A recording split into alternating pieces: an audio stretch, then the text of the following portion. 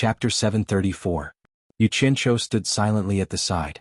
He didn't know what was going on, but after talking to Bai Changchun that night, he knew it was the work of Demon Lord Thousand Swords. He seemed to be specially used to trap the immortals in the immortal world. That madman was too vengeful, and he wouldn't let others have an easy time even if he died. This was a secret, and he couldn't tell Immortal Lord Crocodile. Am I seeing things? Why is there so much soul-transforming smoke here? Who did this? Immortal Lord Crocodile muttered to himself in shock. He turned around and asked, Xianxia, do you know what's going on here? What do you mean what's going on?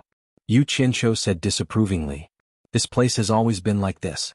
I don't know how long it's been here, but we've always called this place the Fog Forest. What? Is there something wrong? Always been like this. Immortal Lord Crocodile was speechless, and his face darkened as he pondered. Xianxia waited silently for a while, then asked, What is this soul-transforming smoke you speak of? Immortal Crocodile suddenly raised his head and stared at the ever-changing seven-colored mist. He said in a daze, That colorful mist is the soul formation smoke, which is extremely poisonous. Once you come into contact with it, no matter how high your cultivation level is, it will be useless. I don't know where this thing came from. Even in the immortal world it rarely appears. Most people have only heard of it and I've only seen it once. Why is it here? And it's so big and it's been gathering here for a long time. So powerful. Xianxia exclaimed, then asked knowingly, Old monster, what are you doing here? Is this place related to your trip to the immortal world? Immortal Lord Crocodile stared at the fog forest and nodded slightly. There's a passage connecting the immortal world and the mortal world here. It's called the Immortal Ascension Stage. I was about to use the Immortal Ascension Stage to ascend to the immortal world, but who knew this place would be sealed by the soul-transforming smoke? Heavens! If the people of the immortal world descended without knowing anything, then wouldn't it be a trap? It was definitely a trap. Who did it? This is too vicious. Since you want to go back to the celestial realm so badly, why don't you think of another way? Is there any other way to get to the immortal world? Xianxia comforted. In fact, he also wanted to know if there was any other way. Suddenly, an eagle circled in the sky. Immortal Lord Crocodile raised his hand without even looking, and the eagle was instantly pulled down by him. It drew an arc in the air and flew into the colorful fog, then flew out and stopped in front of the two of them. At first, the eagle could be seen struggling in the air, but after a while, the color of the eagle's feathers became brighter and brighter. Finally, like a specimen, it froze and stopped moving. Immortal Lord Crocodile sighed slightly and retracted his hand into his sleeve. The eagle fell to the ground and turned into a puddle of pitch-black water. Other than the Immortal Ascension Stage, there are other ways to get to the immortal world through the underworld and the demon world. Forget about the demon world, it's basically impossible to enter. And the underworld's emperor of the underworld has never been on good terms with the immortal emperor. If I barge in without the underworld's permission, only death awaits me. With my current cultivation level, don't even think about it. Immortal Lord Crocodile shook his head helplessly. Unless my cultivation level is so high that I can shatter the void and open a new path. But then again, if my cultivation reaches that level, no one will be able to stop me if I want to pass through the netherworld. Then what should we do? Xianxia said with a look of pity. If that's the case, doesn't that mean you can't go back? We'll see. Immortal Lord Crocodile sighed and turned to face him. You don't owe me anything anymore. I'll teach you how to break the blood oath. From now on, we have nothing to do with each other.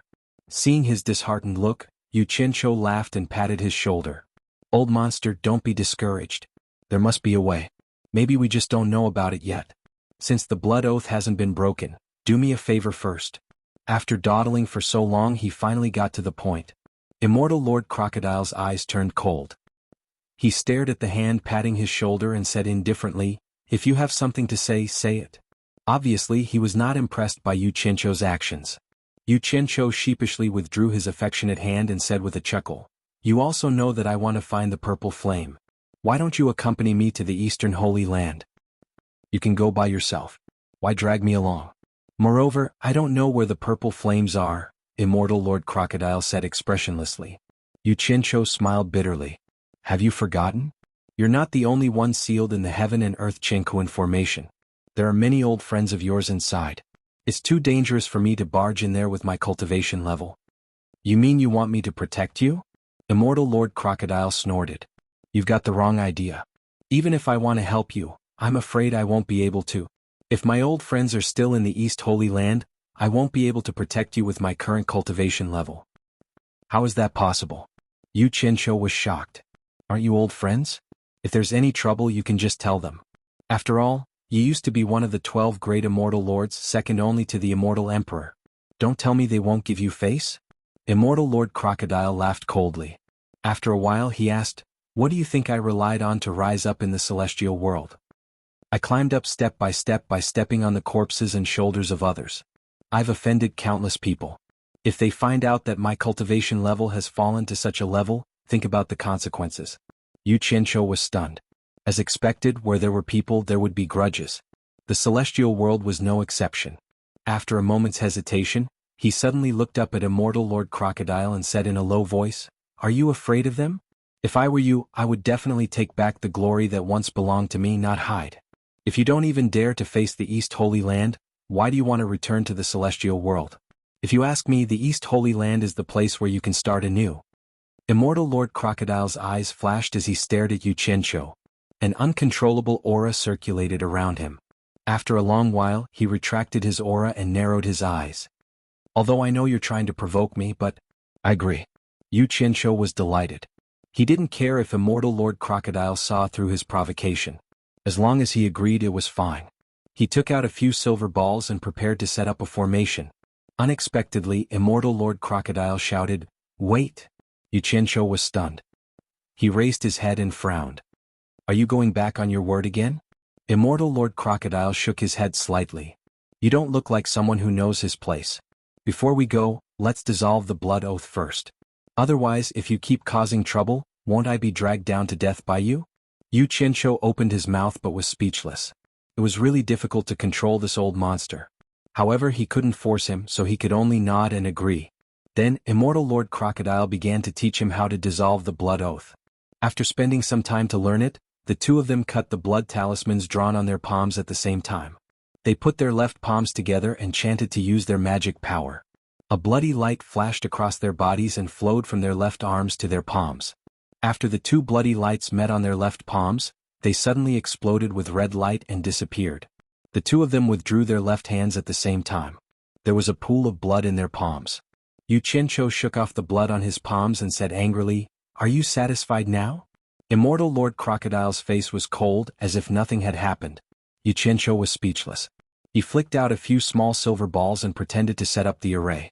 After he was done, he pointed to his side and gestured for Immortal Lord Crocodile to stand up and prepare to leave. Unexpectedly, Immortal Lord Crocodile looked puzzled. He stared at the few small silver balls on the ground and said suspiciously, I remember that you used 6 silver balls to set up the array. Now you only used 5. Are you sure this is okay? Could it be that you made a mistake? Xianxia's face twitched. He didn't expect Immortal Lord Crocodile to be so observant. Even he himself had forgotten how many silver balls he had used earlier. He said angrily, I know better than you how to set up the array. Immortal Lord Crocodile thought about it and stopped talking. He just looked at him deeply, then silently stood beside him and closed his eyes. In the blink of an eye, he felt the surroundings change. He heard Xianxia's voice. It's done. Thus, when he opened his eyes, he discovered that he had returned to the forest where he had left the Eastern Holy Land. Immortal Lord Crocodile was amazed when he saw the magic of the teleportation array again. He followed Xianxia, who was walking out of the forest, and said, Xianxia, if it's possible, can you teach me this array? Xianxia walked through the forest and said without looking back, It's not that I don't want to teach you, but you can't learn it at all. I'll tell you the reason when I have the chance. You'll know then. Seeing that he was unwilling to teach, Immortal Lord Crocodile didn't say anything more. After the two walked out of the green forest, they saw the shining moon lake. Their eyes moved and were attracted by the situation at the bottom of the brownstone mountain. They saw many cannibals surrounding a tent. They didn't know what was going on. They looked at each other and felt a little curious, so they quickened their pace. Someone saw them from afar and someone immediately exclaimed, The warrior is back! The warrior is back! The crowd outside the tent looked over. Garland was the first to squeeze through the crowd. She ran straight into Xianxia's arms without any hesitation. She hugged Xianxia's head and kissed him. Passion was like fire. Xianxia felt a little overwhelmed and quickly pushed her away. He pointed to the tent that everyone was surrounding and asked, Garland, what happened over there? Garland immediately said, An immortal was injured. He fell into Moon Lake while flying from the sky and bled a lot. When the tribesmen fished him out, he was unconscious, but he's awake now. He won't let us go near him and is sleeping cross-legged in the tent. An injured immortal? Xianxia and Immortal Lord Crocodile looked at each other and immediately let Garland lead them over. When they arrived at the tent, Immortal Lord Crocodile opened the tent without hesitation. Xianxia followed in, while the others were obviously afraid of the immortal and did not dare to enter. When Xianxia saw the person sitting cross-legged in the tent, he was shocked. The injured immortal was none other than his master, Bai Changchun. Chapter 735. Bai Changchun, who was sitting cross-legged, suddenly opened his eyes. When he saw Immortal Lord Crocodile, his eyes immediately became spirited and full of fighting spirit. When his gaze landed on Xianxia, he was startled. After sizing them up, he retracted his fighting spirit and slowly closed his eyes.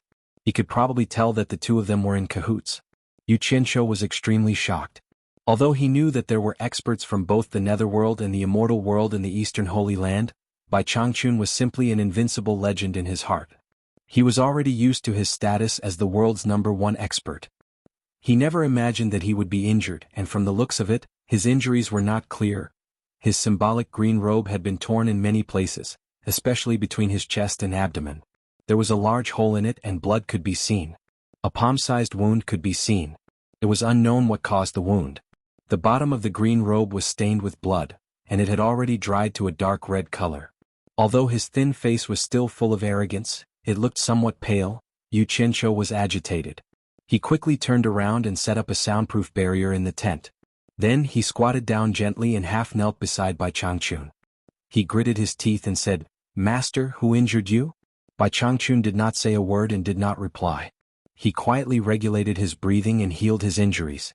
Immortal Lord Crocodile was a little surprised. Xianxia, he is your master? Seeing that Xianxia nodded and admitted it, he could not help but carefully size up Bai Changchun. In the end, he was shocked to find that he could not see through Bai Changchun's cultivation. His current cultivation was at the late stage Exalted Immortal. Based on this, wouldn't the injured person's cultivation be higher than his? But the strange thing was that he could tell at a glance that the injured person's physical body was not an immortal body, but a human body. How could a human body withstand such a high cultivation? This was too unbelievable. His eyes flickered and fell on Xianxia. He was slightly stunned and immediately thought that he understood. He also couldn't see through Xianxia's cultivation, but this kid was only at the crossing calamity stage. Xianxia and the injured person were master and disciple. In that case, the master and disciple belonged to the same sect. They must have practiced some strange magic art, which was why people couldn't see through them. Otherwise, the mortal body would not be able to withstand such a powerful cultivation. Seeing that his master did not reply, Xianxia said anxiously, "Master, I think I should bring you back first. This damned place isn't suitable for healing. Instead, it will consume true essence." After waiting for a while, his master still did not speak. Xianxia gritted his teeth and was about to forcefully bring him back to the demon region when he suddenly saw Bai Changchun let out a sigh of relief. He opened his eyes and stared at Immortal Crocodile. Late-stage Exalted Immortal Cultivation. Who are you? When he said this, Immortal Crocodile was shocked. He could see through his cultivation. Was his cultivation really higher than his? However, from Immortal Crocodile's slightly suspicious look at Xianxia, it was clear that he suspected Xianxia had revealed his identity. Before he could reply, Xianxia explained to Bai Changchun, "Master, he is a new friend I met. He was originally one of the 12 great immortal lords in the celestial world, Immortal Crocodile." Bai Changchun was moved when he heard this. He looked at Immortal Crocodile and said in a low voice, "According to what I know, there are 2 immortal lords in the celestial world who are in charge of this continent now. Their cultivation has reached the mid-stage Immortal Emperor. But I see that your cultivation is only at the late-stage Exalted Immortal. Why is that?" From what he said, it seemed that he had done a lot of research on the East Holy Land. Immortal Crocodile fell into deep thought and muttered to himself, "There are actually 2 alive. I wonder who they are." Xianxia quickly explained to Bai Changchun how he had rescued Immortal Crocodile. Only then did Bai Changchun's doubts disappear. Bai Changchun looked at Immortal Crocodile with some sympathy. He didn't expect this person to be suppressed for 100,000 years.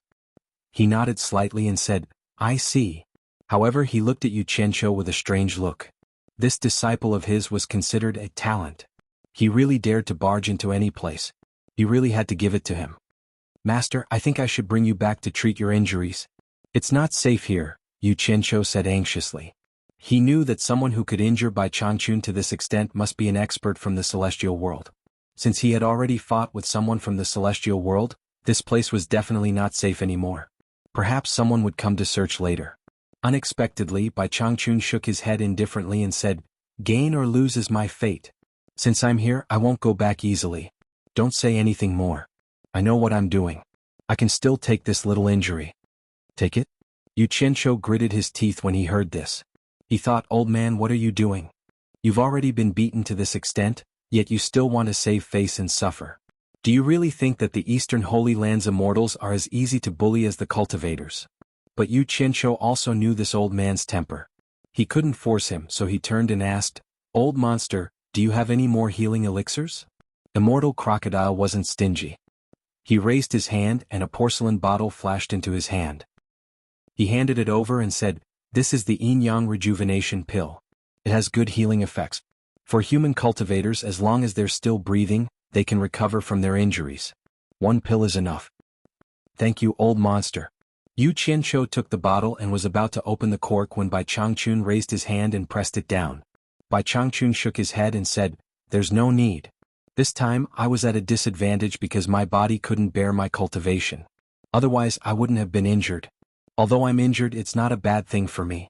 I've already faintly comprehended a trace of the great Tao of reforging the body. There's no need to rush to heal. Leave the wound for me to study." Reforging the body. Even Immortal Crocodile couldn't help but exclaim. He looked at Bai Changchun as if he was looking at a monster. Perhaps Bai Changchun and Xianxia didn't know what this meant, but Immortal Crocodile was shocked. The word rebirth popped up in his mind. Xianxia looked at the wound on Bai Changchun's abdomen and didn't know what to say. However, he also knew that no matter what he said, it would be useless. Since Bai Changchun didn't even use the elixir, he should just continue to comprehend it. He didn't return the porcelain bottle to Immortal Crocodile.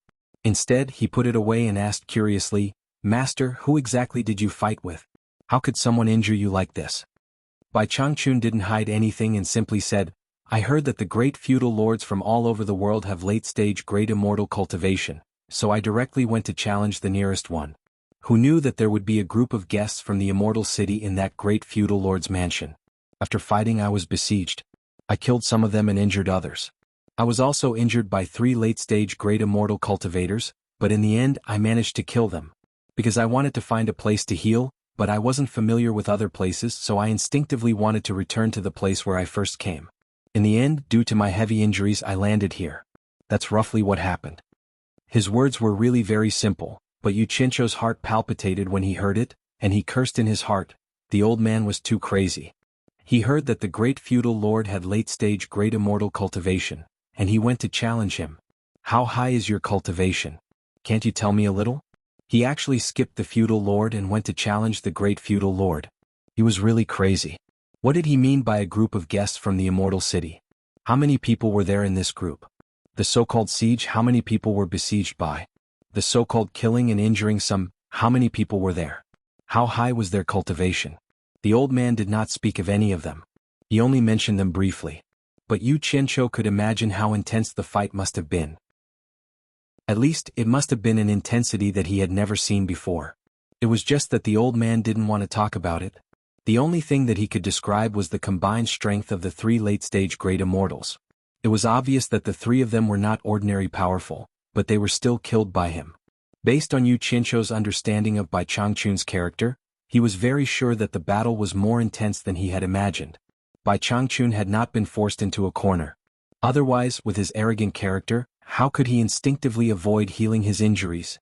Immortal Lord Crocodile looked at Bai Changchun solemnly. He didn't know whether this person was telling the truth or not. If he could kill 3 late-stage great immortals who had joined forces to attack him, then his cultivation had already reached the early-stage immortal emperor? As far as Immortal Lord Crocodile knew, among the people from the immortal and netherworld realms who came to fight the Thousand Swords Demon Lord, there was no one with the cultivation of a minor immortal. The others with the lowest cultivation were at the early stage exalted immortal.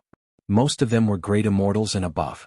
And he couldn't see through his cultivation now, so this person's cultivation had at least reached the great immortal realm.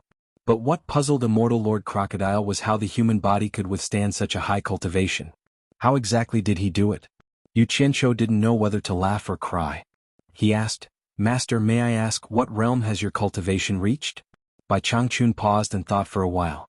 "I have already integrated the heavenly spirit into my life soul." "What do you mean?" Yu Qianqiu was stunned. When he didn't get a reply from Bai Changchun, he turned back to Immortal Lord Crocodile and said, "Old monster, what is the cultivation of integrating the heavenly spirit into your life soul?" Immortal Lord Crocodile's eyes flickered. Integrating the heavenly spirit into your life soul represents the early stage great immortal cultivation.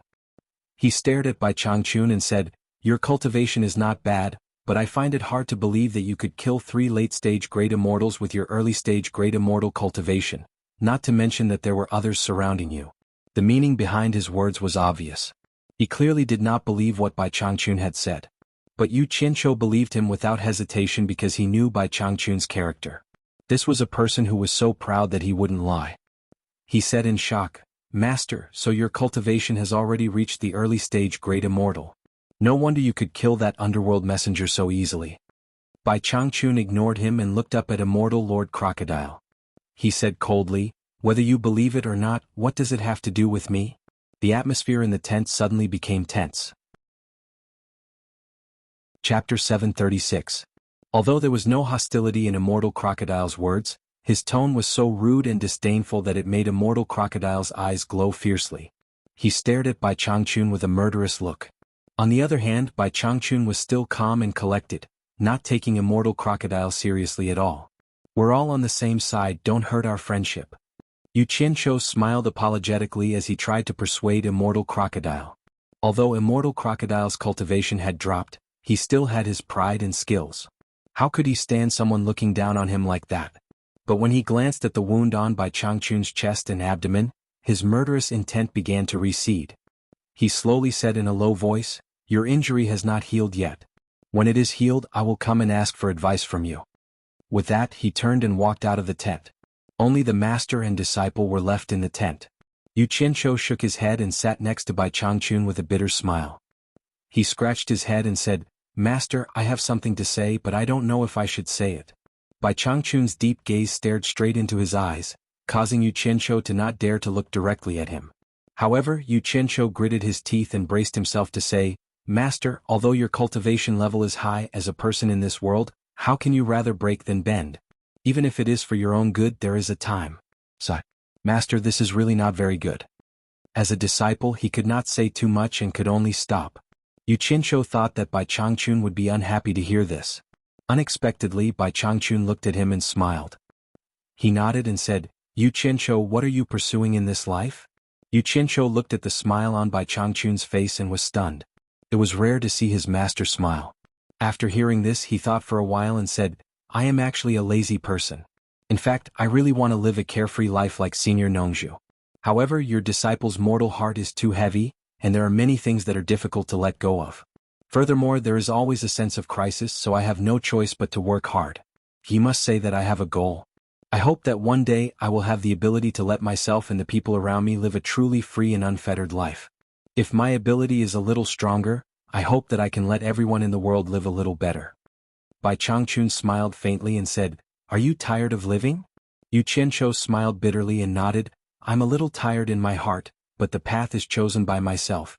After walking so far, I don't want to turn back. I want to continue walking, hoping that my wish will come true one day. Continue to work hard."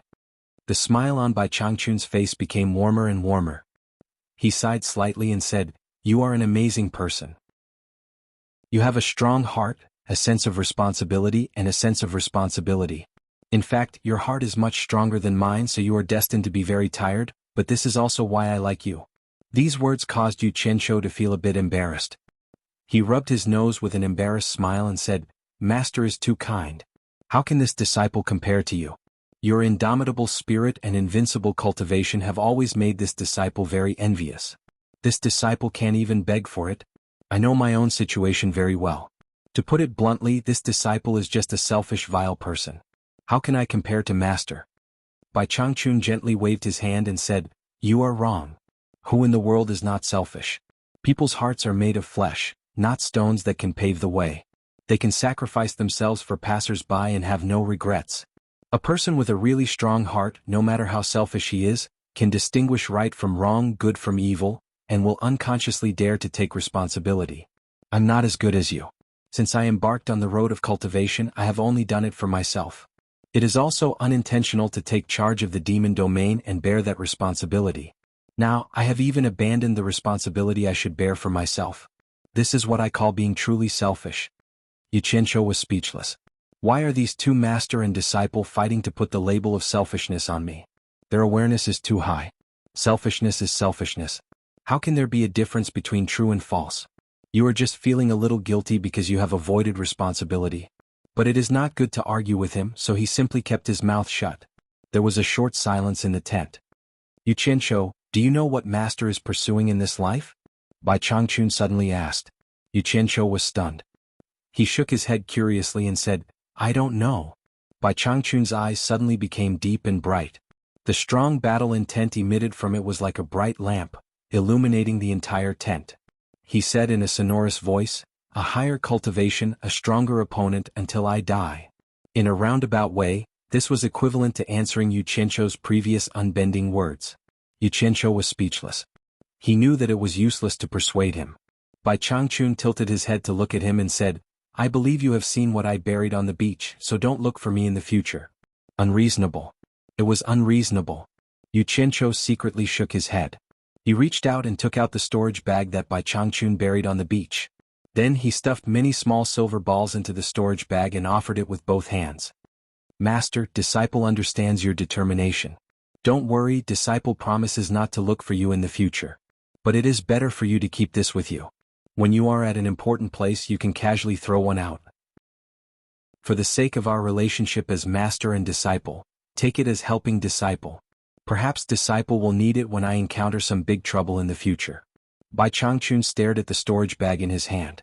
After pondering for a while, he finally reached out and took it, which was considered a promise. Xianxia sighed softly. He stood up and bowed. Disciple will take his leave. I will not disturb master's recovery. After that he retreated out of the tent. There was a blue sky and white clouds outside. There was a reflection in the moon lake below. He could smell the fragrance of grass when he breathed. Xianxia took a deep breath and his eyes became firm again. Garland, who was guarding outside, also came over and wrapped around him like a water snake. Her ample bosom kept rubbing against his body, as if she was teasing his sexual desire. Xianxia looked at her with clear eyes and smiled. Chief Garland, please tell the people in the tribe not to tell anyone about the immortal in the tent. Garland immediately agreed and reluctantly left him. It seemed that she was not able to have sex with such a brave warrior, and she felt very uncomfortable in her heart. By the lake, immortal Lord Crocodile, dressed in a silver-white robe, stood quietly with his hands behind his back. His silver hair fluttered in the wind and no one knew what he was thinking. Xianxia stepped on the grass and strolled over to stand beside him. He smiled faintly. Don't take it to heart. My master is just like that. He's used to breaking rather than bending. He doesn't mean to look down on you. Before he finished speaking, both of them looked back at the same time. They saw that Bai Changchun had already walked out of the tent. He glanced at the two of them indifferently, then turned into a shadow and flew toward a mountain peak in the distance. They could vaguely see him landing on the mountain peak. Xianxia muttered in his heart. I don't know what he's going to do again. He's injured, but he doesn't know how to behave. Why is he running around blindly? Suddenly, immortal Lord Crocodile's voice sounded in his ear. Your master gives off a feeling of being one with heaven and earth. This realm is very strong. It's not his cultivation level. I can see that he has a body full of skills, but it's bound by his physical body. Once he is reborn and has an immortal body of eternal life, he will be even stronger. If he can't get rid of the shackles of his physical body, no matter how strong he is, he will be limited by his lifespan. It's a pity that the immortal ascension platform is sealed by the soul transformation smoke. Otherwise he could use the passage to refine his immortal body. By then, the celestial world will have another top expert. What a pity. Xianxia nodded and smiled. My master is known as the world's #1 expert, so he is naturally very strong. I believe that even if my master doesn't use the passage to refine his immortal body, he will be reborn and cast an immortal body. Oh, there's such a thing? Immortal Lord Crocodile tilted his head. Why are you so sure? Yu Qianzhou's eyes were firm as he said word by word, because he has always been invincible and can defeat any strong opponent. Even if his physical body can restrain him for a while, it can't restrain him forever. He will break through this shackle sooner or later. I believe that this is his fate. Even if he dies one day, he will only die at the hands of the strongest opponent, not because of the limitations of his physical body. Immortal Lord Crocodile snorted. Master and disciple indeed. Looks like you have a lot of confidence in your master. Not a lot of confidence, but he can definitely do it. Yu Qianzhou suddenly turned around and stared at Immortal Lord Crocodile. Because his name is Bai Changchun. The human world has bound him for too long. Now that the shackles have been broken, he will move forward with indomitable will, becoming stronger and stronger until he dies in battle. One day, you will know the meaning of the name, Bai Changchun. Bang! An angry clap of thunder sounded, as if in response to Yu Qianzhou's words. The two of them suddenly looked up and saw the white clouds in the sky suddenly churning and forming dark clouds. The airflow between heaven and earth suddenly became chaotic, and in an instant, it turned into a raging gale. The calm moon lake suddenly became undulating. The cannibals by the lake looked around in fear. They had seen the weather change before, but they had never seen such a sudden change. The tents that had been set up with stakes seemed to be pulled up by the roots. The cannibals immediately got busy, pulling up the stakes and putting away the tents. The wind blew fiercely and the sky and earth changed color. Dark clouds kept churning and gathering from all directions. In an instant, there was a loud clap of thunder that covered the sky and earth. Only the sound of thunder could be heard, and it was a frightening sight. "Oh monster, what's going on?" The voice was like a mosquito buzzing under the thunder. Yu Qianzhou looked up at the sky. Why did it feel like the opening of the East Holy Land? It's where your master is. I don't know what he's doing. Thunder flashed, and Immortal Lord Crocodile pointed at the mountain where Bai Changchun had landed.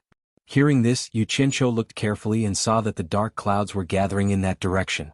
Immortal Lord Crocodile shouted, "Let's go and see what your master is doing." Then he pulled Yu Qianzhou and flew away. The sky was dark, and none of the cannibals running around the lake noticed that the two of them had disappeared. Chapter 737. The two of them flew to the front of the mountain and looked at each other, not knowing what he was doing. Bai Changchun stood quietly at the top of the mountain with his hands behind his back and his eyes closed. Golden light constantly flowed out of his body and wandered between heaven and earth, drawing ethereal and untraceable arcs. Every flowing streak of brilliant golden light seemed ordinary, but it gave off a deep and unforgettable feeling of shock, bringing along an unknown and terrifying aura between heaven and earth. It was as if the dark clouds and storms in the sky were attracted by these flowing golden light. As the golden flowing light increased in number, the simple sketches caused the entire mountain peak to become slightly illusory and blurry. It was as if every single movement of the golden flowing light contained the laws and truths of the world. It gave people the illusion that they were reenacting the formation of this world at the beginning of time, a dreamy and magical process. The sky darkened, and the golden light shrouding the top of the mountain became more and more numerous, making Bai Changchun look like a golden Dharma idol. Suddenly, Bai Changchun opened his eyes slowly and stared at the two of them. He said calmly, "Stay away." Then he closed his eyes again. The two of them were slightly shocked. They felt a strong ancient aura coming from Bai Changchun's eyes, as if he had been standing on this mountain since ancient times. Yu Qianzhou was still in shock, but Immortal Lord Crocodile's expression became serious. He pulled Yu Qianzhou and quickly flashed hundreds of meters away. Yu Qianzhou tilted his head and asked, "What are those golden lights outside my master's body?" The rumbling thunder was so loud that he couldn't even hear his own voice clearly. Thus he transmitted his voice again and asked again. Immortal Lord Crocodile said solemnly, "The quintessential essence in your body is white. When your cultivation reaches the immortal level, the quintessential essence in your body will turn into immortal qi and become golden. Your master is releasing the immortal qi in his body, as if he is communicating with the unknown power of heaven and earth. I didn't expect immortal qi to have such an effect. It's really unheard of and unseen. Amazing. Then what is my master doing? I don't know either. Let's wait and see." At this moment, the flowing golden light suddenly sped up. A series of dazzling thunderbolts shot out from the dark clouds like a series of cannons, meandering and sinisterly striking Bai Changchun's body. After the dazzling white light, it was closely followed by the continuous boom-boom sounds of explosions. Bai Changchun's entire body had been wrapped in lightning, turning into a ball of white light, like a giant incandescent light bulb, illuminating the entire world. Master! Yu Qianzhou exclaimed, but the lightning bolts were too loud and his voice could be ignored. Immortal Crocodile restrained Yu Qianzhou, who was a little impulsive. He stared at the rapidly swimming golden light, then at the sinister lightning that filled the sky. He transmitted his voice and said, "Don't be agitated. Your master is fine. I think I can guess what your master is doing. I think I know what your master is doing." Yu Qianzhou felt that his eyes had been blinded by the intense white light. He narrowed his eyes and asked, "What is my master doing?" "Your master is truly a genius of his generation. Having such a master is enough to make you proud for the rest of your life." Immortal Lord Crocodile stared at the light ball at the mountain peak with a solemn expression. He paused and said, "If I'm not wrong, he is using the power of the heavenly lightning to temper his body. If he had not seen it with his own eyes, he would not have believed it. He could summon thunderclouds to borrow the power of the heavenly lightning in broad daylight. Without using any treasures, he can communicate with heaven and earth and borrow the power of heaven and earth. Amazing." Yu Qianzhou asked excitedly and nervously, "Old monster, are you saying that my master is reforging his body? Can he succeed?" Immortal Lord Crocodile looked back indifferently and said, "Didn't you tell me before that he would definitely succeed? What? Are you not confident now?" Yu Qianzhou smiled awkwardly and shut up. He could only blame the commotion in front of him. It would be a lie to say that he was not worried. He did not know what was going on inside the light ball that was surrounded by thunderbolts, but the golden light outside was still swimming around. It was obvious that it was still being controlled. With that in mind, Yu Qianzhou was slightly relieved. After the thunderclap resounded for nearly 2 hours, Immortal Lord Crocodile's expression became more and more shocked. He wondered if he could withstand such a powerful thunderbolt for 2 hours with just his body alone if his cultivation was still at its peak. Just as he was asking himself, the golden light mixed with the thunderbolts suddenly sped up. The atmosphere between heaven and earth became extremely heavy, so oppressive that it was difficult to breathe. It made people feel as if the air had stopped flowing. With the mountain peak as the center, it was as if even time had stopped flowing. Suddenly, the pressure between heaven and earth relaxed, and the thunderbolts under the dark clouds quickly disappeared. The rumbling sky returned to normal in the blink of an eye, with only the wind blowing. The feeling of the tremors suddenly disappearing and only the sound of the wind made people feel relieved. It was as if they had drunk honey, and every pore in their body was breathing to their heart's content. The sky began to turn white, and the dark clouds in the sky quickly dissipated. No one knew where they came from and where they would return to. Perhaps the person standing on the mountain peak would know the answer. After all, he was the one who had summoned them. The light ball on the mountain peak gradually shrank, slowly disappearing or converging into that person's body. Bai Changchun stood there unscathed, unhurriedly twisting the cloth buttons on his green robe. His clothes were obviously brand new. Yu Qianzhou was dumbfounded. The old man was actually changing his clothes in the lightning? As Bai Changchun meticulously tidied up his clothes, the golden light solidified on the mountain peak also drew an arc and entered his body. After tidying up his clothes, he slowly put his hands behind his back, and a majestic aura was suddenly released from his body. It was like a stormy sea that rolled in all directions, and it pressed down on the surrounding trees at the foot of the mountain, causing them to collapse one after another. Yu Qianzhou was forced to breathe by the aura that rushed over. His eyes rolled back and he felt the strong pressure pouring into his lungs about to burst them. Fortunately, Immortal Lord Crocodile released a golden transparent shield of vigor in time, containing him within it. Only then did he have the leisure to look around while panting. The trees at the foot of the mountain fell like dominoes. The aura released by Changchun soared into the sky, and the dark clouds in the sky that had not yet dissipated were immediately dispersed, and they quickly spread up and down. When Bai Changchun retracted his aura, the vegetation within a kilometer radius had fallen into a huge circle, as neat as the crop circles in his previous life. Bai Changchun, who was standing with his hands behind his back, finally calmed down.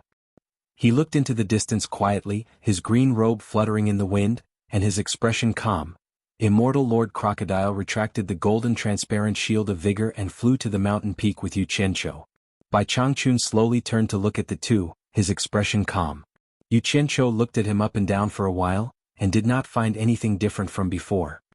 He asked suspiciously, "Master, have you succeeded in body forging?" Bai Changchun nodded slightly, expressionless. Immortal Lord Crocodile's eyes flickered, and he said in a low voice, "If I'm not wrong, your cultivation has broken through again."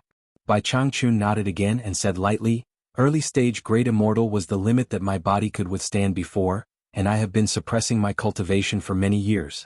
This time, with the help of the power of heaven and earth, I directly broke through to the late stage Great Immortal. This is also a matter of course, there is nothing strange about it."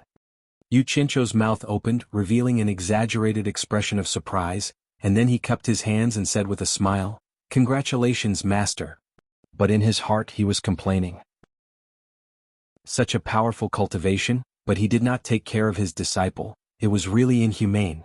Immortal Lord Crocodile shook his head in amazement and said, "I have lived for hundreds of thousands of years, but this is the first time I have seen someone who can withstand such a powerful cultivation with a human body. In the celestial realm, it is more difficult to cultivate one level, but you actually broke through 2 levels in one go. It is really admirable." Immortal Lord Crocodile is a knowledgeable person in the celestial realm. "I have something to ask," Bai Changchun said lightly. Although his tone and expression were a little indifferent, Immortal Lord Crocodile was not angry, because the person in front of him was indeed worthy of his admiration, and he had the right to be arrogant. So he nodded and said, "Brother Bai, please ask, I will tell you everything I know." Bai Changchun asked indifferently, "I've already succeeded in forging my body. I wonder if I can smoothly pass through the netherworld flame sea in the netherworld passage with my current body?" Yu Qianqiu was stunned. In a flash he already knew what Bai Changchun was trying to do. He was so shocked that he was speechless. Immortal Monarch Crocodile smiled faintly and said, "Of course. The netherworld fire sea can only stop those with mortal flesh and blood, but it cannot stop those who have cultivated the immortal body, demonic body, and nether body. Brother Bai can go whenever you want, but you have to leave the heaven and earth cosmos formation first." It's a slip of the tongue. Since your disciple can enter and exit this place at will, it shouldn't be a problem for Brother Bai. Bai Changchun glanced at Yu Qianqiu, then he shook his head lightly and said, "When I was communicating with the heavens and the earth earlier, I've already faintly glimpsed the profundity of the worldly formation of heaven and earth. The worldly formation of heaven and earth can no longer stop me from entering and leaving." Yu Qianqiu looked at Bai Changchun again, dumbfounded. He really admired Bai Changchun from the bottom of his heart. This old fellow's ability was indeed unfathomable. Even the worldly formation of heaven and earth couldn't stop him now. He was really a little too strong. He let out a long sigh in his heart. A trapped dragon rising to the heavens, about to soar to the 9 heavens. Bai Changchun's words were actually meant for Yu Qianqiu to hear, but Immortal Monarch Crocodile was a little confused and couldn't wrap his head around it.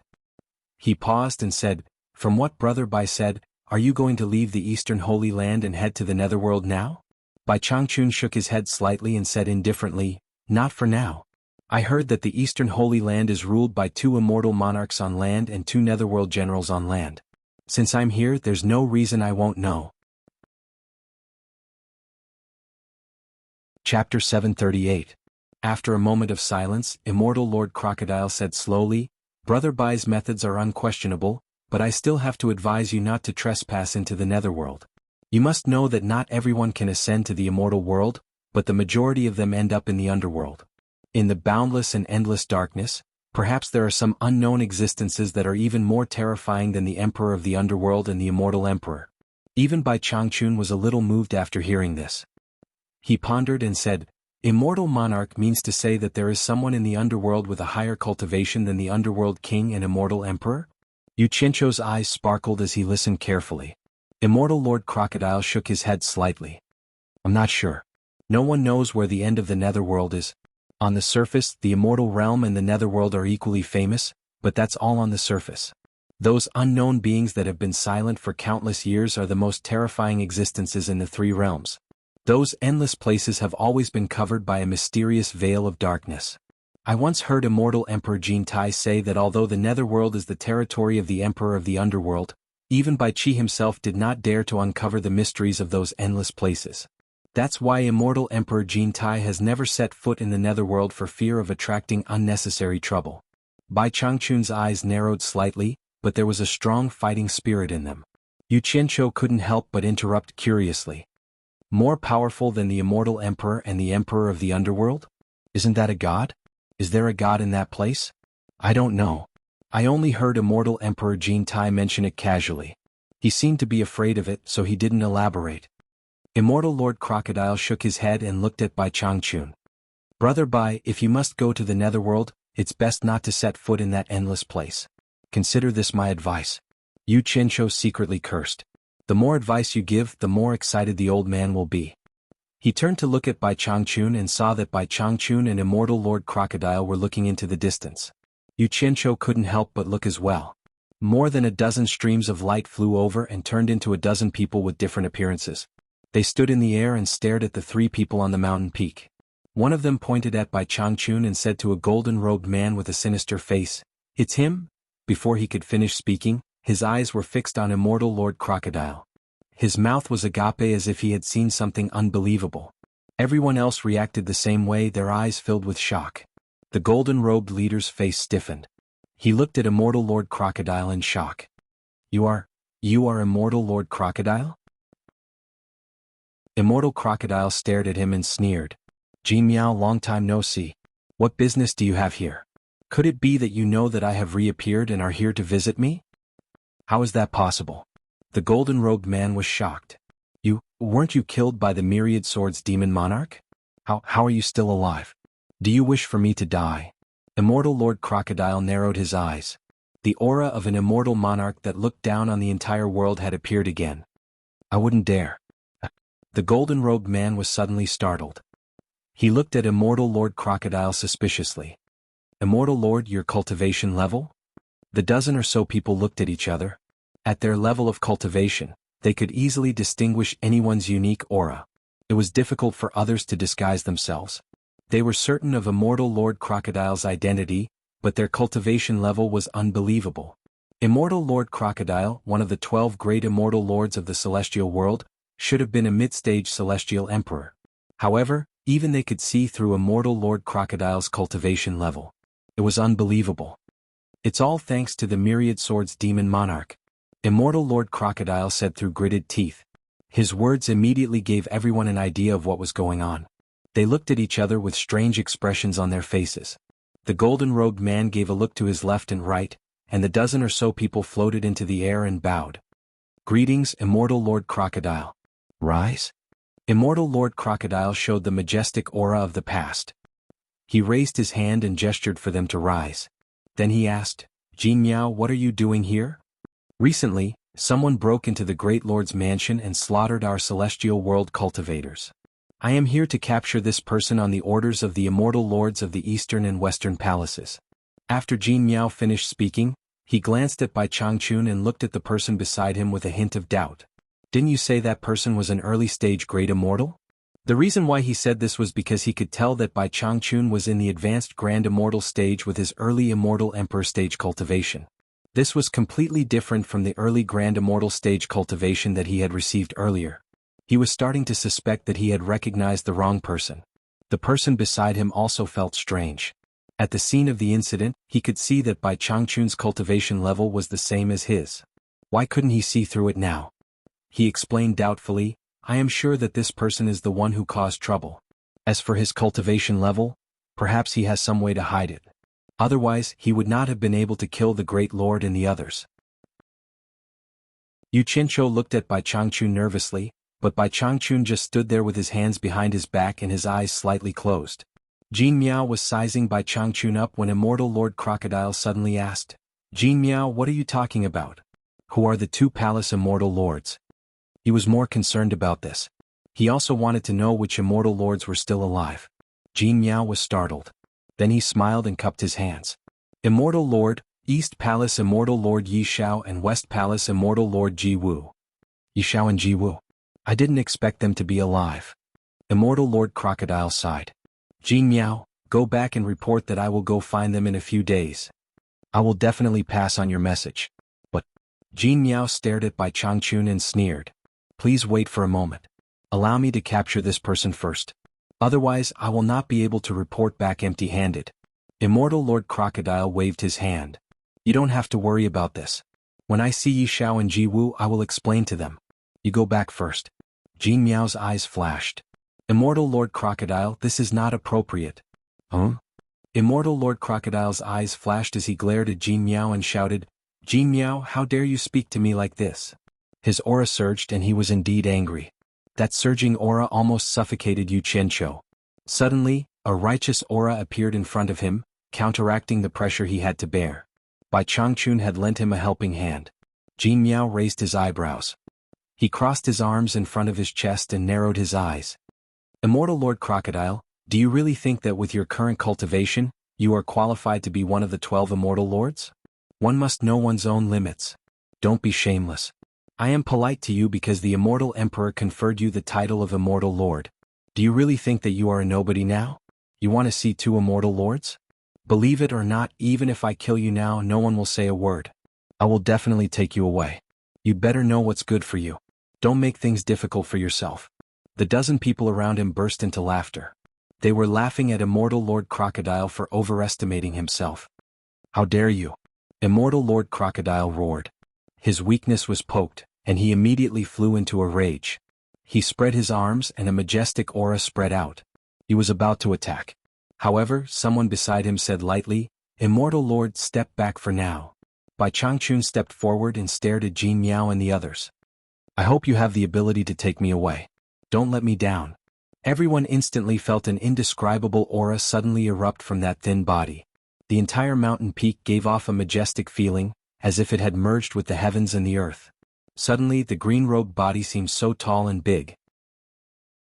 Under that thin face, his lips moved slightly, and a sonorous Sanskrit chant resounded through the sky. There is righteousness in heaven and earth. A majestic pressure suddenly descended from the sky and gushed out from the ground, surging between heaven and earth. It could not be seen or touched, but it felt so clear and shocking. These immortals with high cultivation looked around in horror. The willfulness that they usually had when they soared between heaven and earth disappeared. At this time, in the face of the power of heaven and earth, they suddenly felt so small. Jin Miao's pupils shrank. She looked at Bai Changchun in disbelief and shouted, "Kill him!" Righteousness, condense. As soon as she finished speaking, the majestic aura in the surroundings instantly condensed and pressed down like thousands of towering mountains. The huge pressure made the eyes of the dozen people who were extracting immortal treasures bulge. Among them, 2 of the weaker ones exploded into 2 clouds of blood mist on the spot.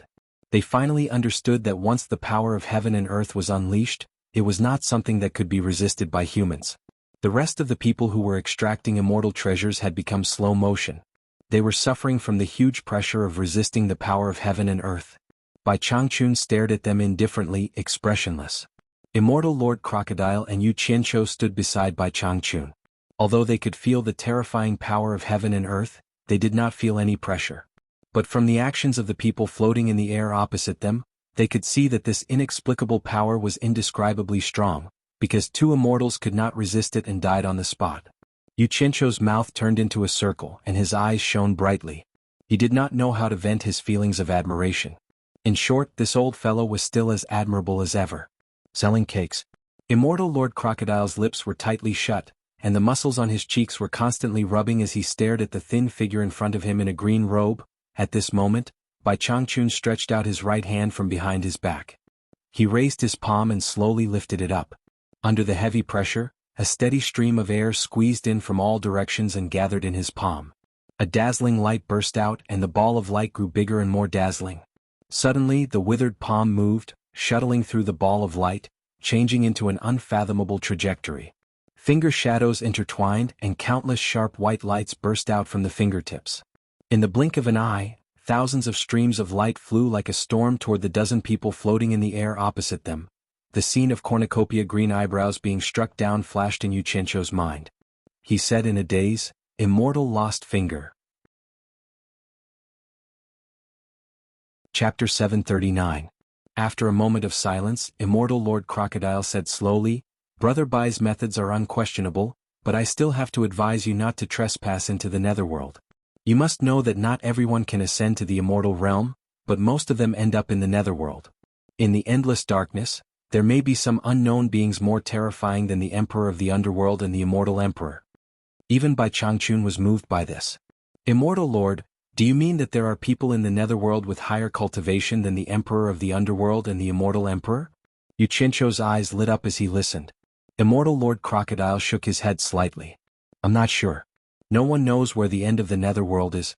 On the surface, the immortal realm and the netherworld are equally famous, but that's all on the surface.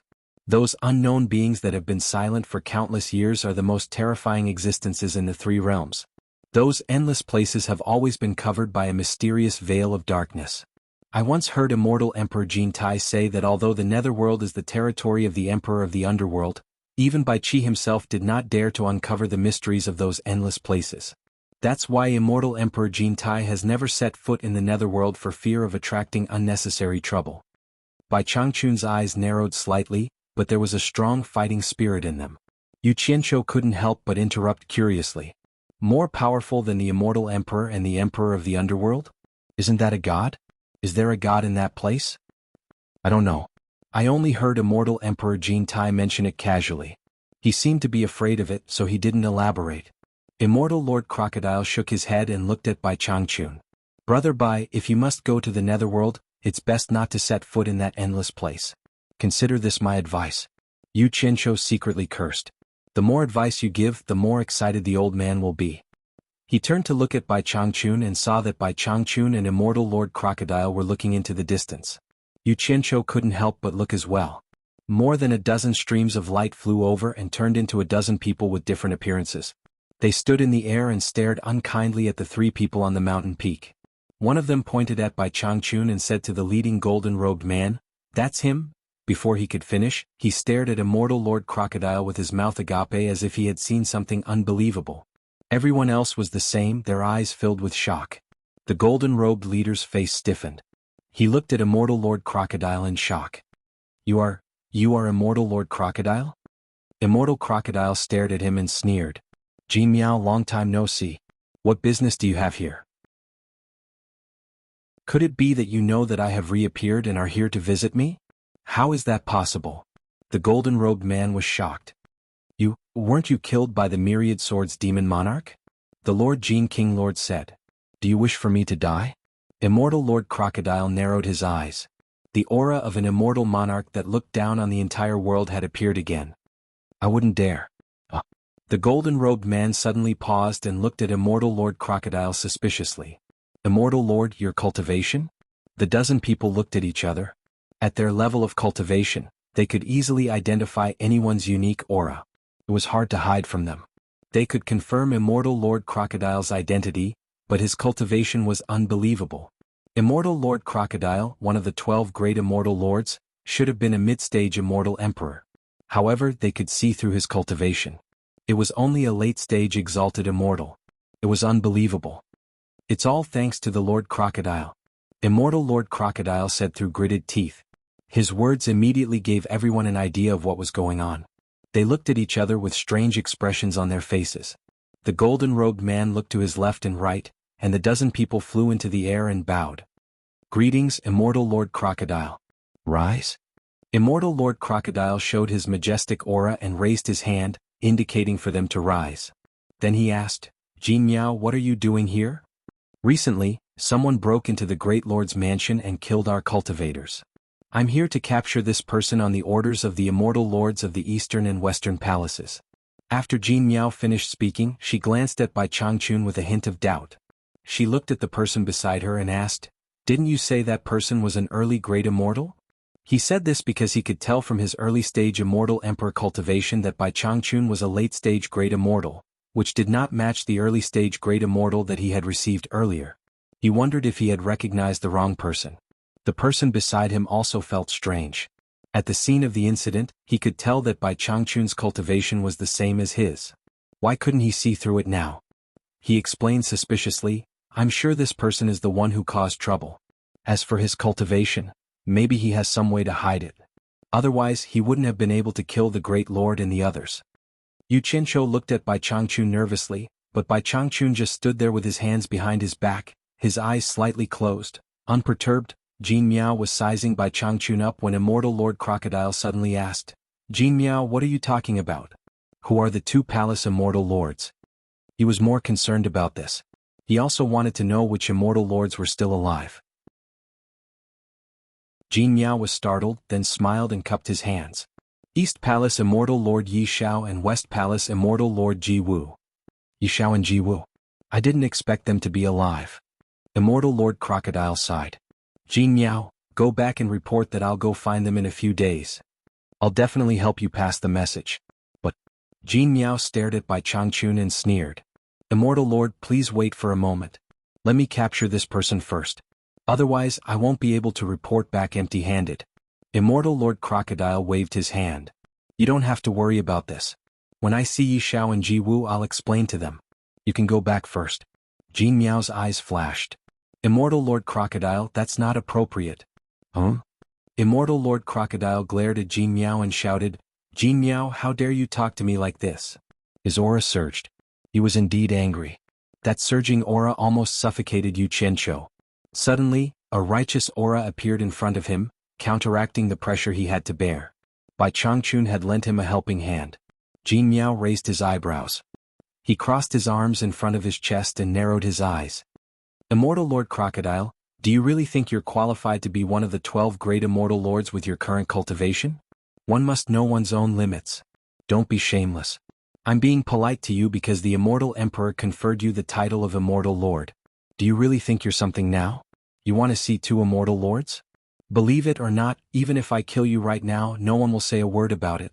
I'm definitely going to take you away. You'd better know what's good for you. Don't make things difficult for yourself.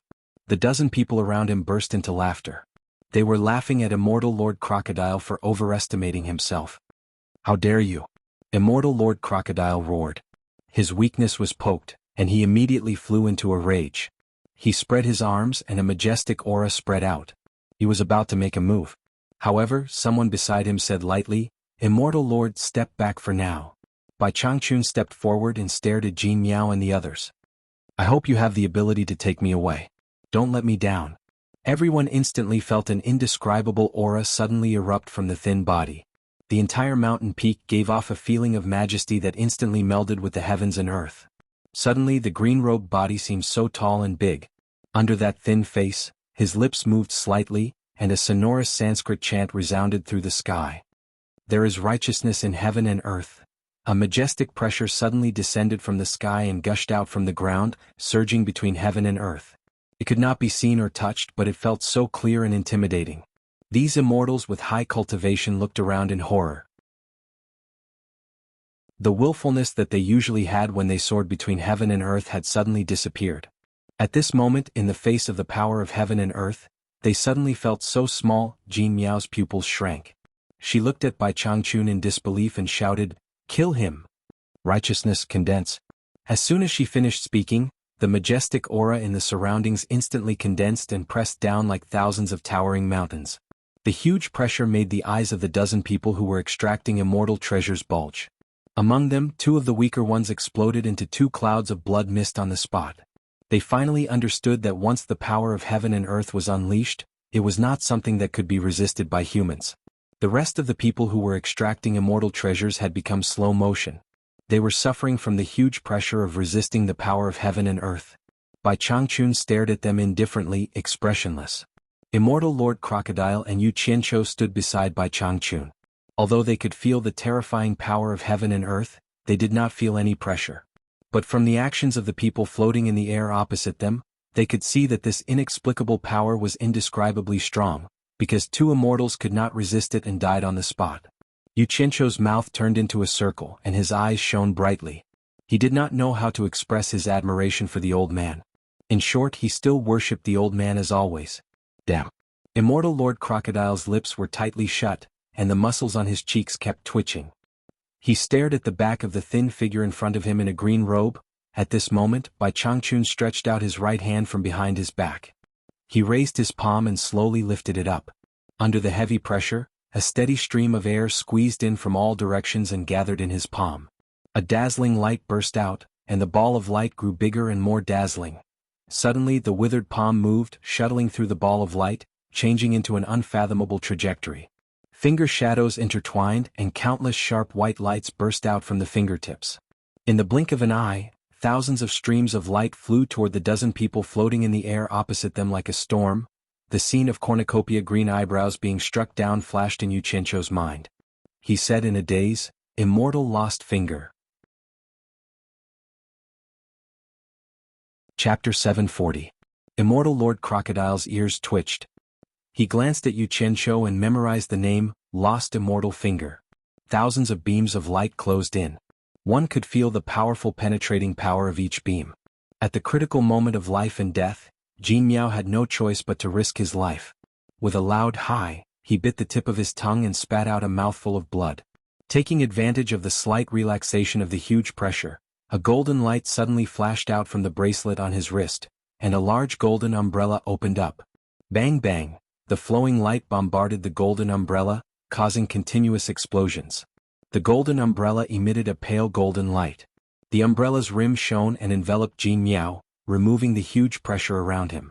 The golden umbrella slowly rose and floated above Jin Miao's head. Jin Miao, who had a mouth full of blood, heaved a sigh of relief. He moved around with the golden umbrella, but the pressure outside was still too great. He could not escape, so he gave up. His sinister face was like an owl as he stared at Bai Changchun. Although he had managed to escape this calamity, the dozen or so people around him were not spared. All of them were turned into sieves by the sharp lights.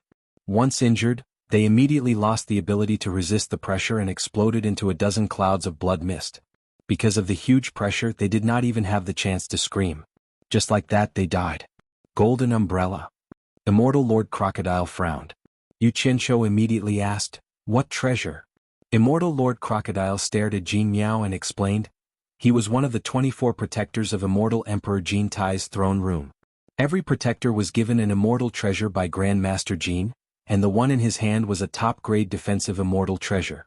With his cultivation, without the help of a powerful treasure, even Jin Tai himself would not be able to break it." Jin Miao's gaze turned to Immortal Lord Crocodile and he sneered. "That's a very clear explanation. The Immortal Emperor favored you. I didn't expect you to become a traitor." Immortal Lord Crocodile glanced at Bai Changchun, who had stopped attacking. "Don't you want to kill me too? I want to see how you leave here today." "Ah." Jin Miao looked up to the sky and laughed wildly. "I admit that this old man's methods are extraordinary, but he's dreaming if he wants to break through my golden light umbrella's defense. I will hide in the golden umbrella and not come out. Let's see what you can do to me."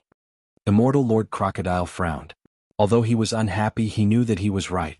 The golden light umbrella's defense was indeed very strong, and it was indeed very difficult to break through. "Even if I can trap him here forever, it's not a solution." I turned to look at Bai Changchun, hoping that he would have some ideas. Bai Changchun slowly closed his eyes. Little did he know that he was also stumped. From the fact that his attack had been neutralized, he could tell that it would be very difficult for him to break through the power of this umbrella with his current cultivation, unless he had the help of some treasure. As the saying goes, someone sends you a pillow when you're dozing off. Yu Qianqiu looked at the arrogant guy who was laughing wildly. He wanted to rush up and kick him, but he couldn't do anything with his own abilities. Just as he was angry, he suddenly froze. He foolishly took out the dark golden sword that had suppressed Immortal Lord Crocodile for more than 100,000 years. He looked at Bai Changchun, then at Immortal Lord Crocodile and said, "Can this thing break through his defense?" Immortal Lord Crocodile's gaze fell on the divine sword, and he suddenly clapped excitedly. He pointed at Jin Miao and laughed loudly. "Jin Miao, consider yourself unlucky to have encountered such a good thing. You're dead today." Bai Changchun couldn't help but open his eyes to look at the thing in Yu Qianqiu's hand. Jin Miao was slightly stunned. He stared suspiciously at the sword in Yu Qianqiu's hand. Suddenly, his eyes widened and he said in shock, "Myriad Swords Demon Lord, this is one of the Myriad Swords Demon Lord swords. Why is it here?" His eyes were filled with disbelief. Any cultivator who was trapped in the heaven and earth universe formation would recognize this thing. Not only did they recognize it, but it was deeply engraved in their hearts. It could be said that he had been terrified by this thing in the past. It would be strange if they didn't recognize it. "It's useful?" Yu Qianqiu shook the thing in his hand and asked suspiciously, "It can break his golden umbrella?" Immortal Lord Crocodile laughed loudly. "It's very useful. This is a divine artifact and not an ordinary one at that. It's indestructible. I don't know how many celestial treasures have been turned into scrap metal in the past. Breaking his golden umbrella is like using a sledgehammer to kill a chicken." "Damn it, why didn't you say so earlier?" Yu Qianqiu pointed the sword in his hand at Jin Miao and said, "****, who asked you to be so arrogant? Watch how I kill you." He took a step forward and realized that it was difficult to move forward. The pressure in front of him was too great and he couldn't overcome it at all. "Yu Qianqiu, make the sword bigger." Lend it to me. Immortal Lord Crocodile laughed loudly. He rolled up his sleeves energetically and said, "How dare he look down on me? Let me deal with him personally." "No problem." Xianxia laughed sinisterly. Sometimes he liked to help the wicked do bad things. Immortal Lord Crocodile cooperated with him and shouted, "Bigger, bigger!" At the blink of an eye, a slightly deformed giant sword appeared. The hilt was still small, and in Xianxia's hand, the blade was more than 10 meters long. Xianxia turned his head and asked, "Is this enough?" Immortal Lord Crocodile nodded repeatedly and said, "Almost." As he said this, he grabbed the divine sword. When it landed in his hand, it felt heavy. It was simply too heavy, a full 108,000 kilograms. He had no choice. He couldn't control it, so he could only use brute force. Fortunately, with his cultivation level, he could still hold it. "Brother Bai, please loosen the path for me. Let me deal with that despicable person with my own hands." Immortal Lord Crocodile smiled at Bai Changchun. Bai Changchun looked at the two of them shouting, "Big, big, big." His expression was a little. He nodded slightly in agreement.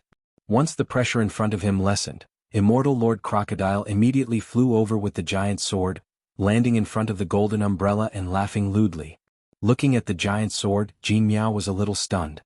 He immediately said in horror, "Immortal Lord, I was too presumptuous just now. We can talk things out. Wait, if you push me too far, I will self-destruct and die with you." "A despicable person like you? You don't have the guts to self-destruct even if I asked you to. Are you willing to be destroyed forever?" As Immortal Lord Crocodile spoke, the giant sword in his hand swept horizontally. With a whoosh, it directly cut through the golden light curtain that sprinkled down from the umbrella. As expected of a divine sword, its indestructible sharpness went without saying. It sliced through the golden light curtain like a knife cutting through tofu. The giant sword was too big and there was almost no space for Jin Miao to dodge. Jin Miao, who was under the umbrella, exclaimed, "Immortal Lord, spare me." There was a scream and blood spurted out. The person under the umbrella was cut in half. The golden umbrella, which had lost its magic power to support it, was put away. A huge pressure surged, and immediately the two halves of the body exploded into two clouds of blood mist. At this moment, the huge pressure disappeared instantly, and the thick pressure also dissipated between heaven and earth. Everything returned to normal. Immortal Lord Crocodile grabbed the golden umbrella, wiped away the remaining divine sense inside, and threw it to Xianxia. "Take this. Your cultivation level is low, so I'll give you a good life-saving item." Xianxia caught the closed golden umbrella and winked at it. He turned around and hugged it, fondling it as if he was hugging a sexy and enchanting beauty. "What a shame. I've never seen this before. Put away your divine sword." Immortal Lord Crocodile returned the sword to Xianxia, who quickly shrunk it. He held the sword in one hand and the umbrella in the other. He looked at both sides and nodded with satisfaction. One was an indestructible divine sword, and the other was a golden umbrella with amazing defense. It was a perfect match. Good stuff. Bai Changchun frowned slightly and stood still, as if he had gained some enlightenment from the battle just now. Immortal Lord Crocodile walked over and sighed. "Brother Bai's methods have really opened my eyes. The power of heaven and earth comes and goes at your beck and call. I wonder what this technique is. Do you have a name for me to admire?" Bai Changchun glanced at him and said calmly, "Let's call it the morality technique. I've gained some enlightenment, but it needs to be perfected. There is morality in heaven and earth. Righteousness, morality technique." Immortal Lord Crocodile took a deep breath and looked into the distance. He shook his head and clicked his tongue. "Not bad, it's a good name." Just the name alone was enough to make one ponder. There is morality in heaven and earth, and morality is everlasting and mighty. The power of heaven and earth. Don't underestimate it, don't underestimate it. Bai Changchun looked at Xianxia, who was hugging the treasure and smiling. He said, "Immortal Lord Crocodile, I would like to ask you some questions." Immortal Lord Crocodile turned to face him. "I've lived for hundreds of thousands of years, and there aren't many people that I truly admire. You, Bai Changchun, are one of them. If you have any questions, ask away. I will tell you everything I know." "You flatter me." Bai Changchun said calmly, "The treasures used by human cultivators are relatively crude. I'm not knowledgeable, and today is the first time I've seen such a strong defensive immortal treasure like the Golden Umbrella. There must be many similar treasures in the Netherworld and Immortal World. Do you really need to use a treasure that can restrain it to break it?" "That's hard to say. Usually, Other than using the corresponding treasure to break it, you can only rely on your strong cultivation. If that doesn't work, you can only escape and wait for a chance to sneak and attack, Immortal Lord Crocodile said slowly. When Yu Qianqiu heard this, he immediately understood Bai Changchun's apprehension. Obviously it was because of what happened just now. He walked over with the 2 treasures in his hands and offered them to Immortal Lord Crocodile. Master, you should take these 2 treasures with you. With them, you should be able to solve a lot of problems. Immortal Lord Crocodile looked at Yu Qianqiu with a hint of surprise in his eyes. He nodded slightly. However, Bai Changchun shook his head. These are not suitable for me. If I use them too often, I'll become dependent on them. You should use them sparingly. It's best not to use them unless you have no other choice. Using too many of them will only harm your cultivation. You're on your own. With that, he turned into a green stream of light and flew into the sky. Yu Qianqiu was speechless as he held the 2 treasures. He didn't expect to be taught a lesson for his good intentions. But as he watched the green stream of light disappear in the sky, he felt suffocated. After this farewell, he didn't know when they would meet again, and he didn't know if they would have the chance to meet again. Chapter 741. Old Monster, do you think my master is a match for that 2-palace immortal lord? Yu Qianqiu asked, looking in the direction where Bai Changchun had disappeared. Based on his current cultivation level, to be honest, it will be difficult. Immortal Lord Crocodile looked up at the sky and said, actually, you don't have to worry. Since the heaven and earth xianhuan array can't trap your master, he should have no problem escaping. At least Yi Xiao and Ji Wu won't be able to chase him out of the array. Forget it, the old man asked for it. Yu Qianqiu muttered. He put away the 2 treasures in his hands and quickly flew down the mountain. He scuttled into the collapsed forest and searched around. Immortal Lord Crocodile was curious about what he was looking for. When he found a bracelet in the grass, he realized that this guy was looking for the storage bracelets that those people had lost. Not long after, Yu Qianqiu flew back to the top of the mountain with a dozen bracelets in his hands. He used his divine sense to check them one by one. After looking through them, Yu Qianqiu's expression did not look too good. There was nothing in them. Other than some that he did not recognize, there were pitifully few spirit stones left. They were not even as many as the spirit stones in the bracelet of the Immortal World's envoy on the Immortal Ascension platform. Logically speaking, this was impossible. The envoy's level was obviously lower than these people. Old Monster, I don't know if I'm blind, but can you help me see if there is anything valuable in these bracelets? Yu Qianqiu stuffed the bracelets into his hands. Immortal Lord Crocodile was stunned, but he still checked the contents of the dozen or so bracelets and found that there were indeed very few items. Apart from a few decent immortal artifacts, there was really nothing valuable. He thought for a while and understood what was going on. He returned the bracelets to Yu Qianqiu and said with a smile, of course there is nothing valuable, but the quality of the immortal artifacts inside is not bad. If it was in the immortal world, it would be worth some money. But in the human world, it might not be worth the price it should be.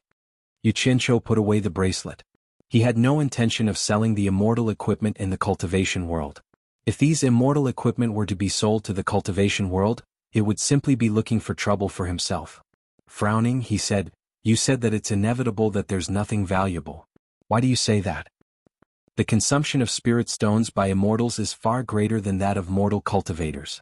After being sealed here by the heaven and earth cosmos formation for more than 100,000 years, they must have used up almost all the things that could be consumed. Even if there are spirit stone mines on this continent, I reckon that there will be too many people and not enough meat. Everyone will not be able to eat their fill, Immortal Lord Crocodile said with a smile. I see. Yu Qianqiu sighed and shook his head. I wanted to make a fortune from them, but I was happy for nothing. Immortal Lord Crocodile asked casually, why? Are you short of spirit stones? Yu Qianqiu would never tell others that he was rich. Instead, he liked to complain about being poor. He replied subconsciously, I'm poor. I'm poor. Immortal Lord Crocodile paused for a moment and then said solemnly, I still have some spirit stones with me. If you really need them, I can give you some. Yu Qianqiu, who had asked casually, was stunned. His eyes lit up as he said, you have it? How many do you have?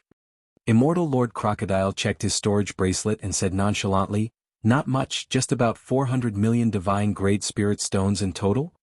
How much? Yu Qianqiu quickly dug his ears, thinking that he had misheard. He asked expectantly, you said that you have 400 million divine-grade spirit stones? Did you say it wrong or did I hear it wrong? Are you sure it's 400 million divine grade spirit stones, not 400 million high-grade spirit stones? Nonsense. My cultivation hasn't fallen to the point where I can't even see clearly. Of course it's 400 million divine grade spirit stones. Immortal Lord Crocodile said firmly. Xianxia shuddered at these words, and he walked towards Immortal Lord Crocodile with trembling hands.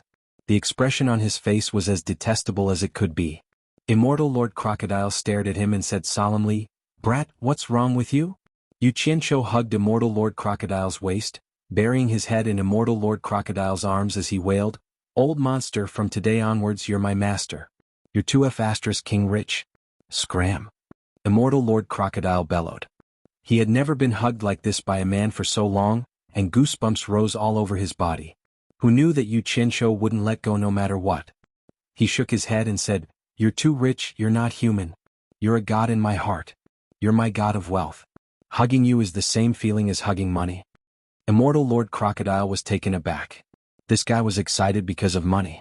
He said solemnly, "If you want spirit stones, just say it. Don't be so disgusting. Say it.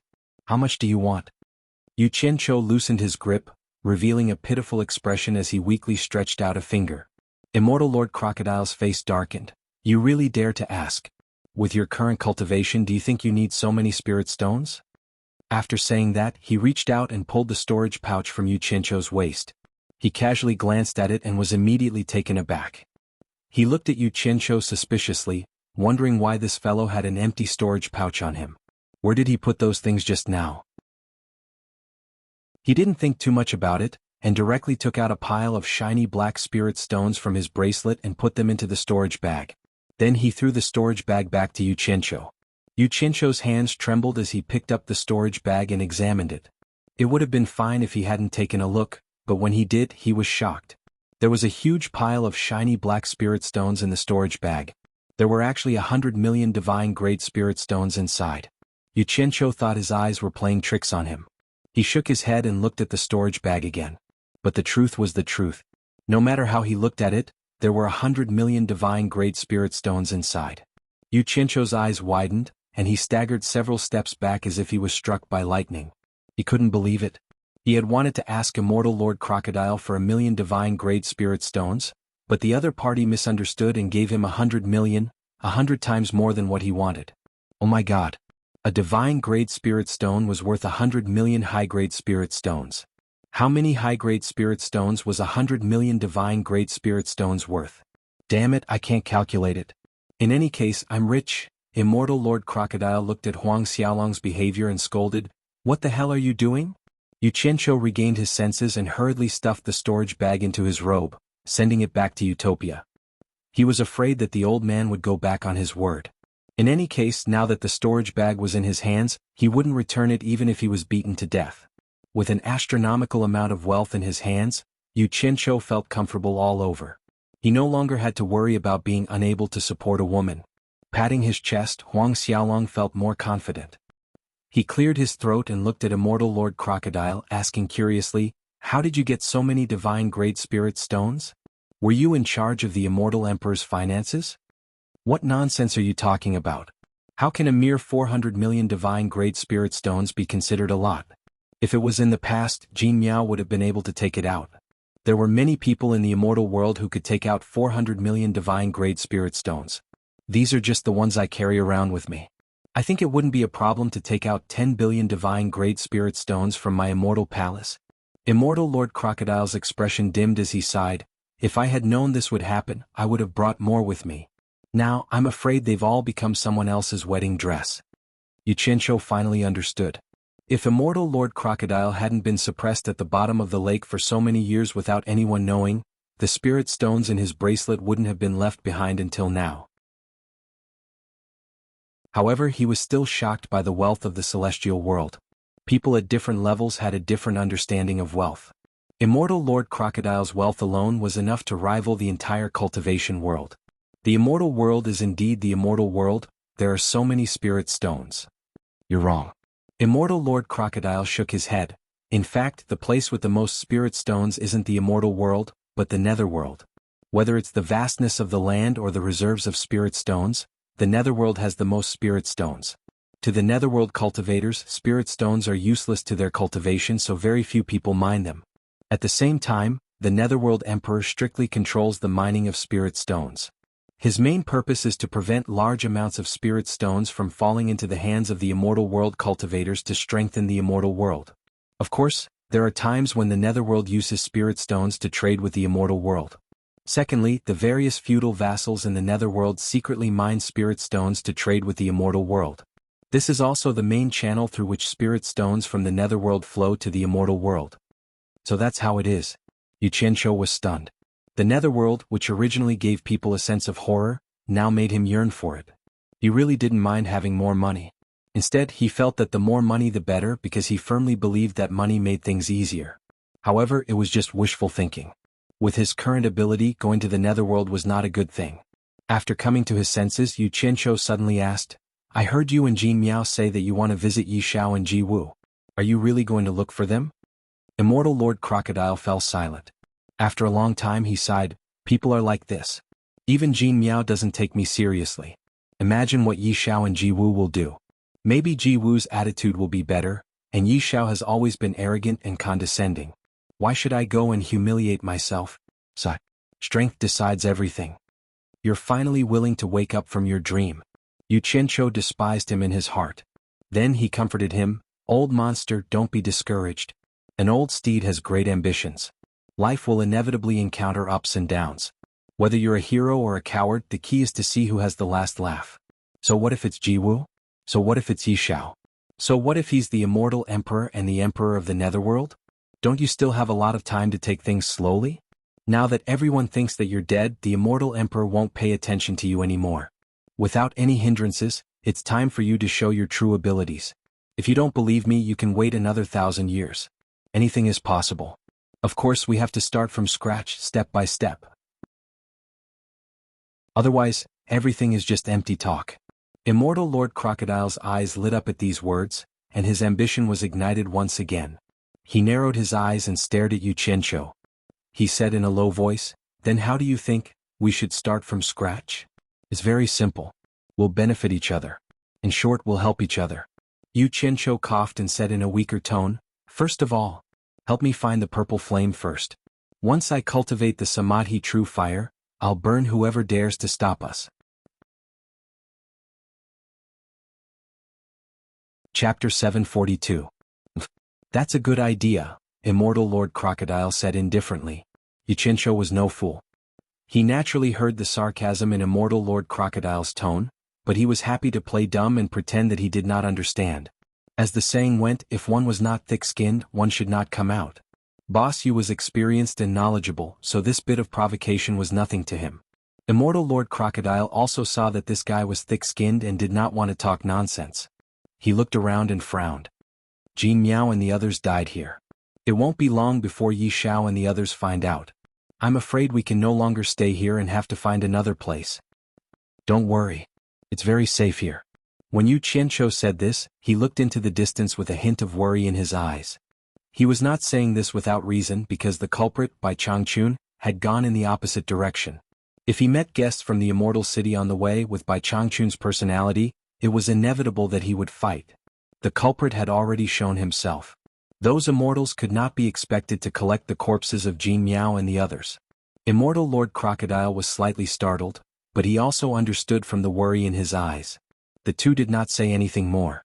They flew down the mountain, turned a corner, and appeared in the forest on the other side. When the two walked to the Moon Lake, there were no more cannibals by the lake, and the tents at the foot of the mountain had been cleaned up. While Xianxia was puzzled, he saw many heads peeking out of the caves on the mountain. They were all frightened by the movement outside and all hid in the caves. Knowing that the two warriors had returned, Garland was the first to run out of the cave, heading straight for Xianxia. Xianxia was truly speechless towards this passionate woman. He allowed her to directly enter his bad side, and his face was also bitten a few times by her. Immortal Lord Crocodile looked at this scene coldly and said, "I was wondering why you kept staying here. Turns out you're having an affair with this woman." Xianxia immediately took the time to reply, "Then you've wronged me. This is their custom. The women of the tribe like warriors the most. If you have the ability, then put that stinking face of yours away. I guarantee that there will be unexpected consequences." Seeing that the people outside were safe, the clansmen in the cave came out one after another. Immortal Lord Crocodile glanced at the crowd and found that many women were staring at him. He was speechless. He believed Xianxia's words. What happened over there? Garland asked as he hung around Xianxia. I don't know either. Xianxia denied it immediately. He then pushed Garland's muscular body away and said solemnly, Clan leader Garland, can I proceed with my test now? Garland's expression froze and he immediately remembered what the test was.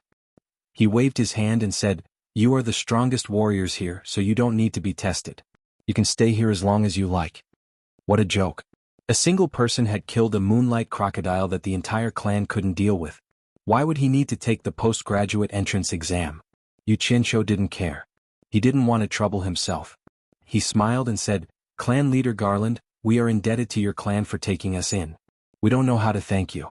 Therefore we have decided to participate in the fence meeting on behalf of your clan. The news that the new torture master of the demon region was Xianxia had spread throughout the entire cultivation world.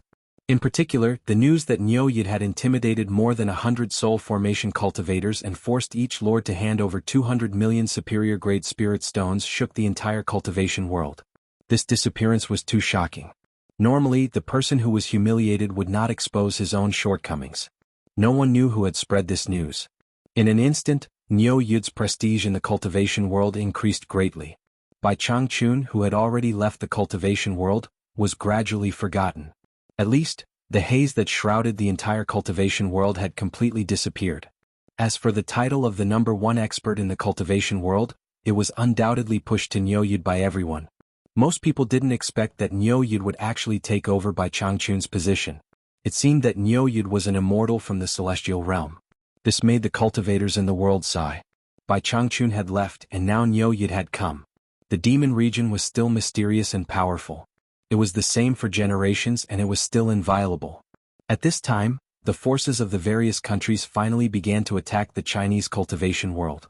After the Chinese cultivation world knew that the soul formation cultivators of the various countries didn't dare to trespass after being warned by Xianxia, they were relieved and united to fight the forces of the various countries. This time, the various sects of China had to fight with their lives on the line. The other party was serious and wanted to snatch his territory. Once they lost, it would be a matter of life and death. Therefore, the old guys who had been cultivating in seclusion came out one after another. In an instant, the Chinese cultivation world erupted with shocking combat power, and the battle situation was extremely tragic. In general, the Chinese cultivation world was still weak, but the gap was not big. After all, the various sects of China still had a strong foundation, except for the lack of soul formation cultivators. The reason why the Chinese cultivation world was able to resist the joint forces of the various countries was because the World Commerce Chamber of Commerce, which was the most powerful and had the most disciples, didn't participate in this battle. Otherwise, the World Commerce Chamber would definitely be a powerful force that could change the balance. Among the various countries, the De-Rong Kingdom and the Baiwan Kingdom didn't participate in this battle either, which greatly reduced the pressure on the Wuxia Empire. Facing such a stalemate was really out of the expectations of the various countries, and it was somewhat embarrassing. More than 300 countries had joined forces, but they still couldn't deal with the Chinese cultivation world? After the various countries discussed, the various lords had no choice but to bring out 80% to 90% of their strength for the sake of their own reputation. With this, the various countries finally invaded the Chinese cultivation world, and the forces of both sides started a life-and-death battle within the Chinese territory. At this critical moment, the supporting Immortal Island could be said to have erupted. Not to mention the various countries, even the Chinese cultivation world was shocked. Originally, the supporting Immortal Island had used more than 30 tribulation passing realm experts, and everyone thought that was the limit of the supporting Immortal Island. Who knew that at this critical moment, the supporting Immortal Island would suddenly send more than 50 tribulation passing realm experts to participate in the battle. These people were all people that the various sects thought were long dead, but unexpectedly they were all alive and well. They were all hidden by the supporting Immortal Island and had broken through to the tribulation passing realm. In total, the supporting Immortal Island had invested more than 90 tribulation passing realm experts, and the other tribulation passing realm disciples were mobilized by the hundreds and thousands. Tens of thousands of disciples of the cultivation pavilion, regardless of their cultivation level, as long as they were at the foundation establishment realm, they would all be bathed in blood. Based on this calculation, without the soul formation experts, the supporting immortal island could almost match the strength of the World Commerce Chamber. This kind of strength was really shocking and people couldn't help but sigh. The so-called number one sect in the world wasn't an undeserved reputation. It was indeed valiant. With this kind of strength, even in the entire cultivation world, the supporting immortal island was completely worthy of the title of number one sect in the world. With this kind of strength, the 10,000 demons wouldn't be outdone by the supporting immortal island's move. Originally, they had mobilized more than 20 tribulation-passing realm experts, but at this critical moment, more than 30 people that everyone thought were dead actually appeared. Moreover, they were all tribulation-passing realm experts. In total, the 10,000 demons had invested more than 60 tribulation-passing realm experts. In addition to the tens of thousands of disciples from the sect, it was a huge force. It didn't diminish the prestige of the number one sect in the demonic path in the slightest. The actions of the two sects shocked the other sections. These two sects had actually hidden such a strong strength. What exactly were they planning? Even so, with such strong reinforcements appearing on their side, no one cared about anything. This immediately boosted the morale of the other sects, and they began a crazy all-out counterattack. In the end, the allied forces of the various countries suffered heavy losses. It wasn't just heavy losses, it was quite heavy losses. In this crazy counterattack of the Chinese cultivation world, the allied forces of the various countries lost about a third of their strength. Just like that, the balance of power was completely lost. This battle couldn't be fought anymore. In an instant, the various countries' forces were chased out of the Chinese cultivation world. People couldn't help but marvel at the might of the Chinese cultivation world. The situation of the battle dumbfounded the lords of the various countries. Pei Fong was so angry that he scolded, "Supporting Immortal Island and the 10,000 demons, these two bastards, they actually dared to play dirty with me. They actually hid so many tribulation-passing realm experts behind them. Don't ever fall into my hands or else I'll teach you a lesson." However, after scolding them, he had to admit that the Chinese cultivation world was indeed the birthplace of the world's cultivators. When they flew into a rage, it was extraordinary. Then Pei Fong began to scold the various countries for not putting in enough effort. He scolded them for not being united, which was why they suffered such a great humiliation. After an all-out war, the various countries' forces had no choice but to temporarily cease the war. Meanwhile, the Chinese cultivation world was in high spirits. If it wasn't for the fact that the various countries had soul formation stage experts, they would have wanted to counterattack the other countries. After this battle, the Chinese cultivation world's morale soared. They realized that the various countries' forces were actually not as terrifying as they had imagined. Little did they know that among the nearly 100,000 cultivators from the various countries, most of them were cultivators at the core formation stage and above. There were more than 400 tribulation-passing realm experts. Meanwhile, the Chinese cultivation world only managed to gather about 300 tribulation-passing realm experts with all their might. The supporting Immortal Island and the 10,000 demons accounted for half of them. There were many other cultivators, probably more than 200,000 in total. In fact, in terms of strength, the various countries' forces were not weaker than the Chinese cultivation world. This was because they had more experts, which was an important factor in determining the outcome of the battle. However, the various countries' forces were indeed not united, just as Pei Fong had scolded. It was fine when they first attacked, but once they entered the Chinese territory, they followed the orders of their superiors and focused on searching for the star bead. They were simply worried that it would fall into the hands of others, so they wanted to strike first to gain the upper hand. Meanwhile, in order to protect their homeland, the Chinese cultivation world worked together to form a united rope. It should be known that the power of unity was terrifying. Therefore, the various countries' forces gave the Chinese cultivation world a chance to divide and annihilate them. They gradually nibbled away at them until the final battle, when the balance of power changed. In the end, the Chinese cultivation world won. Chapter 743. It was no wonder that Pei Fong was so anxious. Among all the feudal lords, he, Qi Jiujuan, and Ouyangde were the strongest when they worked together, and he was the most outstanding among the three of them. The ones who gained the most from conquering China's cultivation world were the three of them. Everyone was searching for a bead like finding a needle in a haystack. Naturally, the strongest faction had a higher chance of finding the star bead. However, everyone was not united and had their own selfish motives. Who didn't want the star bead? Even Qi Jiujuan and Ouyangde's factions were doing the same thing after invading China's cultivation world. Actually, Pei Fang was most likely referring to Qi Zhujuan and Ouyangde when he scolded them for not being united. However, they were allies and it wasn't good for them to fall out, so he could only scold them indirectly. As for the others, he didn't put them in his eyes. So what if he found it? At most, he would just snatch it. After all, his strength was right there. How could everyone not know what Pei Fang was planning? Naturally, they would strike first and gain the upper hand. Speaking of which, when Pei Fang scolded everyone, he should also reflect on himself.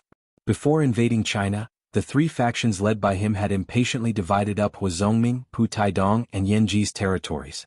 He thought that he had taken the majority for granted. His actions had already disappointed everyone. If everyone still didn't do it for themselves, then the three factions would be a good example.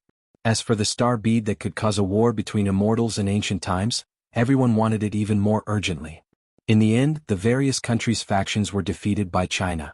Although Yu Qianzhou was in the eastern sacred land, he would often sneakily find Hongqi and Gu Qingyun to get information.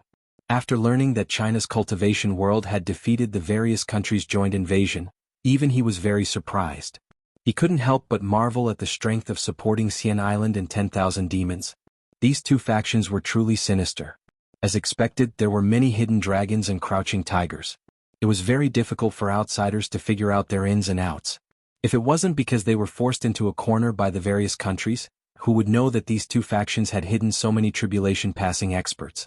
However, what puzzled Yu Qianzhou was that since supporting Xian Island and 10,000 demons had so many tribulation-passing experts, why hadn't there been a spirit-severing expert after so many years? Excluding the possibility of Bai Changchun scaring him away, that shouldn't be the case. Could it be that there was a saying that the people of different places were nurtured by different people? Or could it be that there were some secrets that he didn't know about? Speaking of which, wuxia was quite unlucky. The cultivation world was at war and the army was at war. Everything was in chaos. Even Hongqi and Gu Qingyun had the desire to participate in the battle, but Yu Qianzhou strictly forbade them to only watch and not participate. However, there was one exception. No matter who it was, as long as they dared to interfere in the secular world's war, the Green Gang and the Hong Gang would make a move at all costs. As for him, Yu Qianzhou, he wouldn't be polite either. He didn't mind putting aside the matter of the East Holy Land for now. The war in the cultivation world made Yu Qianzhou even more determined. Both sides actually mobilized so many cultivators. There were more than 300,000 cultivators participating in the war. It was comparable to a chaotic battle between armies. He couldn't help but ask, was it necessary for so many cultivators to exist in the human world? If this went on, would the human world still be the world of ordinary people? It must be reduced. Because of this, Yu Qianzhou was even considering whether he should make a fake star orb and throw it to the various countries. He reckoned that it would cause internal strife, right? If he was asked if he wanted the star orb, he would undoubtedly want it. Ever since he first heard about this thing, he had always wanted it. However, the impact of this thing was too great. It caused turmoil in the three realms. Even the immortal emperor and the emperor of the underworld coveted it. If he said that he wanted it, he would be too stupid. Some things couldn't be said out loud and could only be hidden in his heart. He was determined to help Xuanhuan conquer the world, yet he could just casually take something and send him away? Even he didn't believe it. No matter how lively the cultivation world was, as long as it didn't provoke him, he temporarily didn't participate and only watched silently from the back. Because he had found a new route to the top, and that was the East Holy Land. He had always believed in walking the path of the top. The lower his cultivation, the more he should walk the path of the top.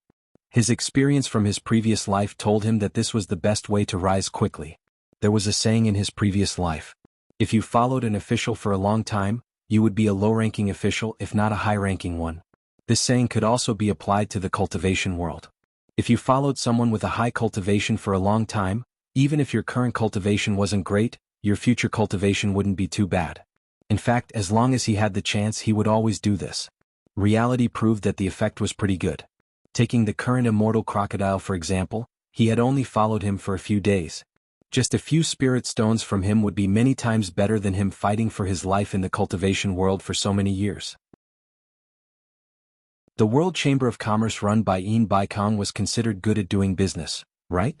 But even after so many years of accumulation, he didn't earn as much as he did in a few days. This was the benefit of walking the path of the top. Not only were there many benefits, but it was also very beneficial to improve one's foresight and experience. He had only been with Immortal Crocodile for a few days, but he was already starting to look down on the fights between the top experts in the cultivation world. Take your time to make a fuss. Once I've made a name for myself in the upper echelons, it'll be a piece of cake for me to deal with you. Spirit Fong Valley. The disciples of the valley and the One family searched the entire territory, but they couldn't find Yan Zhuixing and third brother Xen. Lu Yanqing knew that it was useless to continue searching, so she finally gave up. When Lanfeng also lost his reason to stay and had no choice but to leave. When the news of Niu Yi taking over as the torture master of the ghostly region reached the two of them, they were really speechless. Especially when they heard that Niu Yi had extorted 200 million top-grade spirit stones from more than 100 soul formation experts, they didn't know whether to laugh or cry. As expected, this was Yu Qianzhou's style. It was simply incomparable to the arrogant Bai Changchun. To think that this guy could think of something like this. He was too bold to dare to use Niu Yi's name as a prank. They really didn't know what Bai Changchun was thinking. He actually passed the position of torture master to Yu Qianzhou. Could this troublemaker really take on such a heavy responsibility? Looking down from the plateau at the top of Medicine Hut, Spirit Fong Valley had resumed its previous heroic deeds of saving the world. There were endless pedestrians on the mountain road in the distance. Under her beautiful face, which was like the morning glow reflecting the snow, her red lips opened slightly inside. She said, I originally thought that after Bai Changchun left, there would only be two people in the entire cultivation world who could take on the position of torture master. One is Nongzhu from the South Sea Purple Bamboo Forest, and the other is you. I didn't expect that Bai Changchun would let Yu Qianzhou succeed as torture master. Bai Changchun's actions are a little thoughtless. You think too much. How can I be the torture master of Ghost region? Bai Changchun must have his reasons for doing this. When Lanfeng smiled faintly. Although he looked calm on the surface, he felt inexplicably uncomfortable. To be honest, although he didn't want to be the torture master of Ghost region, he secretly thought about it based on seniority. If he removed the relationship between Nongzhu and Bai Changchun, it was possible that Bai Changchun would really ask him to take over as torture master. Bai Changchun spared his life twice, and he should send Bai Changchun off to the Eastern Holy Land. However, he had a little trick up his sleeve. He thought that if Bai Changchun came to him to take over the position of Devil Region Torture Envoy before he left, Lu Yanqing would see him and he would generously reject Bai Changchun. This was what Wen Lanfeng wanted Lu Yanqing to see. In fact, he thought that the possibility of Bai Changchun looking for him was quite high. Because almost all the previous torture masters of Ghost region were the world's #1 experts, and they were at least experts in the late soul formation stage. Nongzhu, who was likely to succeed him, was only in the middle soul formation stage. After Bai Changchun left, he would obviously be the world's #1 expert. In addition, his character and prestige were good in the cultivation world. Who else could be Bai Changchun's first choice but him? Wen Lanfeng didn't think that there was anyone more suitable than him, although he didn't want it. However, to his great surprise, not only did Bai Changchun not look for him, he did not even look for Nongzhu. It was actually Yu Qianzhou, who was only at the crossing calamity stage, who took over as the torturer of the demon ghost region. If it was Nongzhu who took over, he would feel better. However, it was Yu Qianzhou who had average cultivation and a bad character. He really felt a little uncomfortable. Sometimes, people would always compare their own strengths with others' weaknesses. Through this comparison, they would realize that they were great. The dignified Wen Lanfeng couldn't help but fall into a cliché. This was human nature. Little did he know that Bai Changchun didn't even consider him as the first choice. He would only look for him when there was really no one else available. What he didn't know was that in fact, in the eyes of the two previous torture masters of Ghost region, Nongzhu was stronger than him. What he didn't know was that Nongzhu's cultivation talent was absolutely top-notch in the cultivation world, even higher than his. It was just that Nongzhu was used to being lazy and didn't want to be restrained, so she deliberately suppressed her cultivation. Otherwise, after all these years, who would be the world's #1 expert after Bai Changchun left? If Bai Changchun were to reconsider the candidate for the Ghost region's torture master, he would still choose Yu Qianzhou and not someone else. Ever since he saw Yu Qianzhou in the Eastern Holy Land and saw Immortal Lord Crocodile hanging out with him, Bai Changchun was sure that he had chosen the right person, so he left resolutely. This was because making friends often reflected a person's ability, and it didn't depend entirely on luck. If Wen Lanfeng met Immortal Lord Crocodile and saved him, no one knew what the outcome would be, but the two of them would definitely not be friends. As for Nongzhu and Yu Qianzhou, these two cheeky fellows, they would definitely be able to trick Immortal Lord Crocodile into becoming friends with their words. Bai Changchun had already seen this before. Back then he had fallen for Nongzhu's trick and helped him take the blame for so many years in the Ghost region. Not to mention Yu Qianqiu, Bai Changchun had already heard him call Immortal Lord Crocodile an old monster. The two of them were almost in the same boat.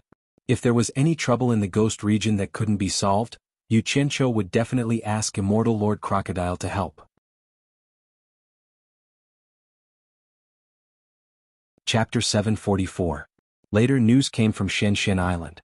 After Bai Changchun left, Nongzhu and Yu Qianqiu were coveted by the lords of various countries. Nongzhu even killed Hua Zongming, Pu Taidong and Yanji in anger. Although the crisis was finally resolved, Wen Lanfeng secretly felt ashamed. He regretted that he did not help Nongzhu at the critical moment because of his selfishness. After all, Nongzhu had saved his life twice at the most critical moment. The two people standing on the platform of the medicine hut each had their own thoughts. Lu Yanqing was now thinking that after the lords of various countries left Xianxian Island, why did Niu Yud, also known as Yu Qianqiu, appear in Shantian Island? Could it be that Yu Qianqiu was faster than a cultivator of Huashan realm? No matter how she thought about it, it was a little strange. How could Niu Yud frighten the lords of various countries? It should be known that this group of people would not release the eagle without seeing the rabbit.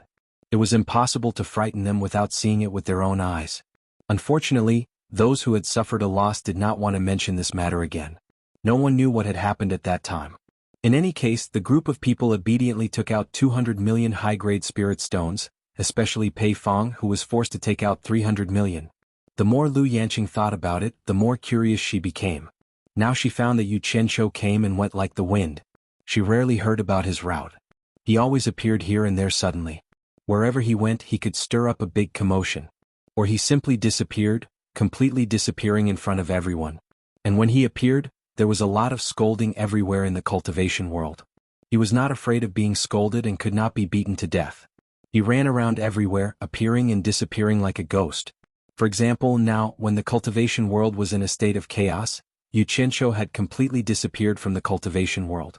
There was no news about him in the entire cultivation world. Could he really behave and pretend to be Niu Yud in the demon realm? Lu Yanqing faintly felt that it was somewhat impossible. In fact, Lu Yanqing also understood that although Bai Changchun was a proud and aloof person, he was definitely not a person who would act recklessly.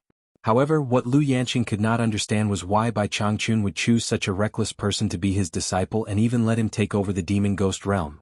Could there be more to it? Of the two torture envoys of the demon ghost region, one had the highest cultivation base in the world and was arrogant, while the other... Lu Yanqing now felt that Yu Qianqiu was like a riddle, laughing and scolding, showing his true nature.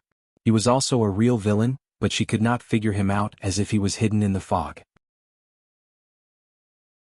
Lu Yanqing thinks that she just wants to see what secrets are hidden behind Yu Qianqiu, but she doesn't know that when a woman starts to be curious and concerned about a man, that is the beginning of the disaster.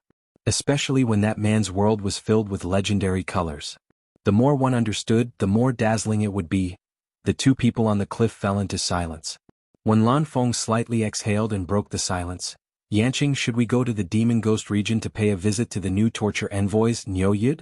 This was the only excuse he could find to spend more time with Lu Yanqing. However, Lu Yanqing gently shook her head and said, "The rules of the demon ghost region do not allow trespassing.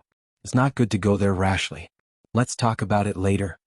She believed that with the enchantress and Yan Yu here, Yu Qianqiu would not leave them alone and would come. When Lanfeng paused and slightly sighed, "Then take care. I'll go back first. Remember to find me if there's anything. This time, thank you." Lu Yanqing nodded her head and expressed her gratitude. When Lanfeng shook his head with a wry smile, stepped forward and flashed into the sky. In the great snow mountain of Di Rong country, the secret chamber in the belly of the mountain was filled with red fog.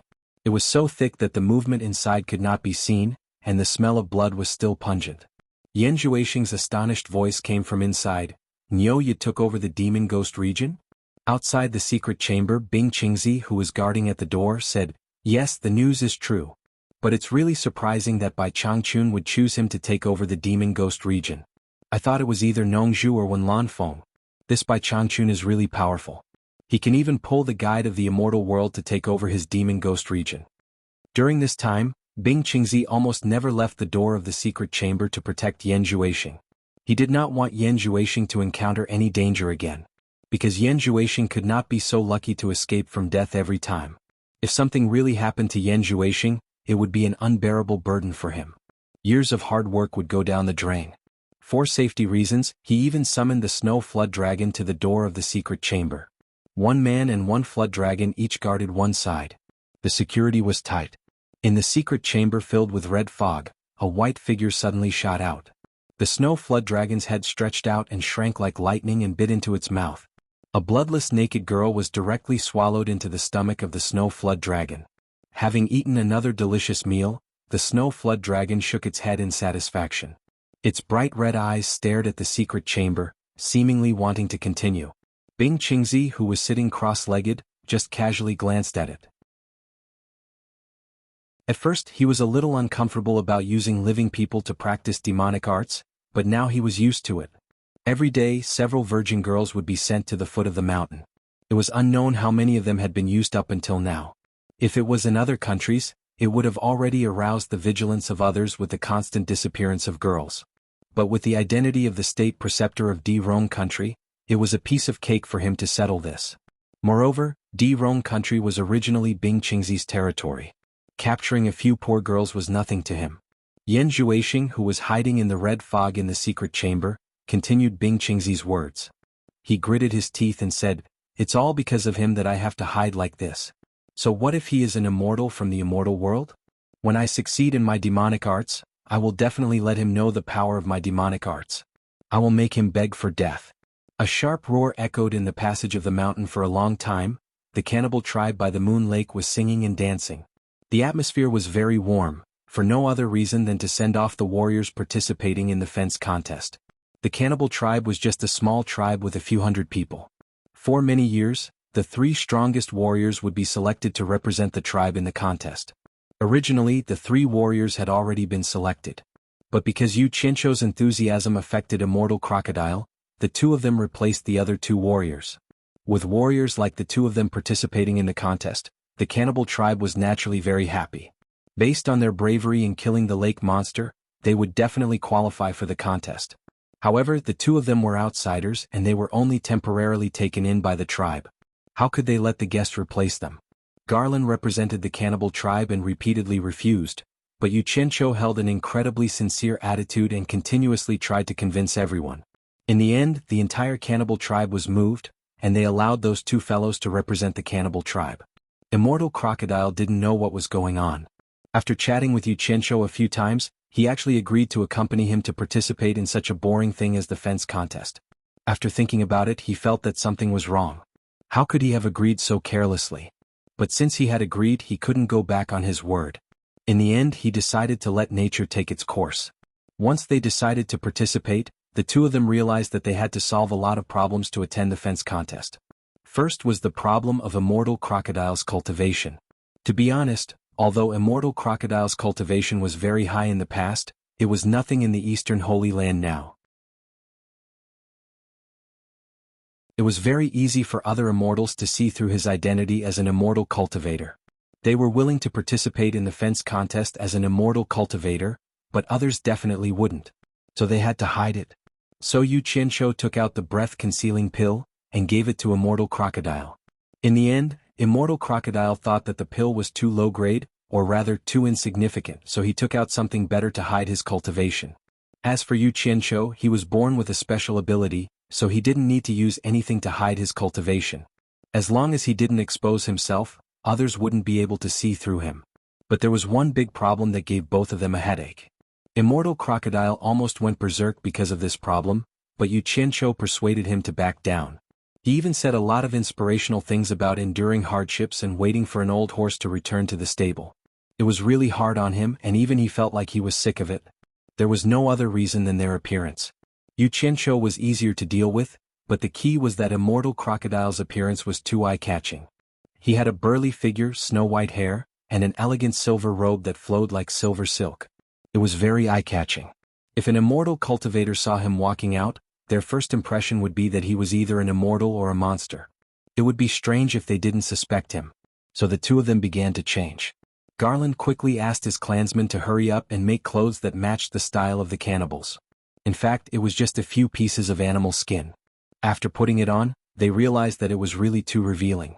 Even Yu Qianqiu was too embarrassed to walk out of the tent, let alone immortal crocodile. No matter what, he was one of the 12 great immortal lords in the immortal world. How could he do something that was almost naked? In the end, it was Yu Qianqiu who relied on his eloquence and courage to walk out of the tent first. Immortal crocodile gritted his teeth and followed him out. As soon as the two of them appeared, they immediately shocked the cannibals. Their fair skin made the eyes of the cannibal women, who had bronze-colored beauty, light up. They wanted nothing more than to swallow the two of them into their stomachs. This problem was exposed in time. Both of them realized that they had to solve the problem of skin color. Otherwise, it would be too weird to walk with the cannibals. So Yu Qianqiu dragged immortal crocodile to sunbathe, saying that the skin color would be more realistic and would not be exposed. In the end, after a few days of exposure, the two of them realized that because their physiques were extraordinary, it was unlikely that they would be tanned in a short period of time without a few years of hard work.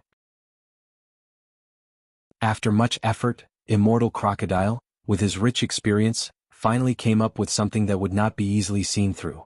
The two of them smeared some ingredients on their bodies and turned their skin bronze. Immortal crocodile's long silver hair was also smeared with another color of ingredients. The two of them worked for a long time before solving all the problems that needed to be solved.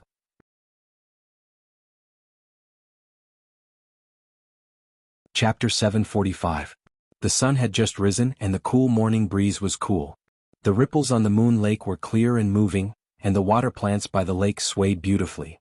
Surrounded by hundreds of cannibals, Yu Qianqiu and immortal crocodile walked out of the tent. The two of them were almost half naked, facing everyone's gaze without fear. Anyway, everyone was like this.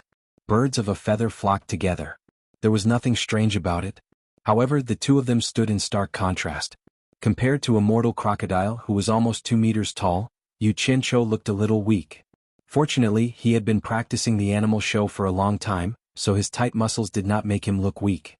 Yu Qianqiu, who was wearing beast-skin boots and a leather skirt, walked in front of the majestic horse with large strides. He flipped his braids in an incomparably coquettish manner and directly jumped on the horse. Garland, who was leading the horse for him, looked resentful and reluctantly handed the reins to him. Yu Qianqiu quickly pretended not to see it and turned his head. The 6 of them all got on the horse. The 3 warriors were Yu Qianqiu, immortal crocodile, and Boli. The other 3 were to help them.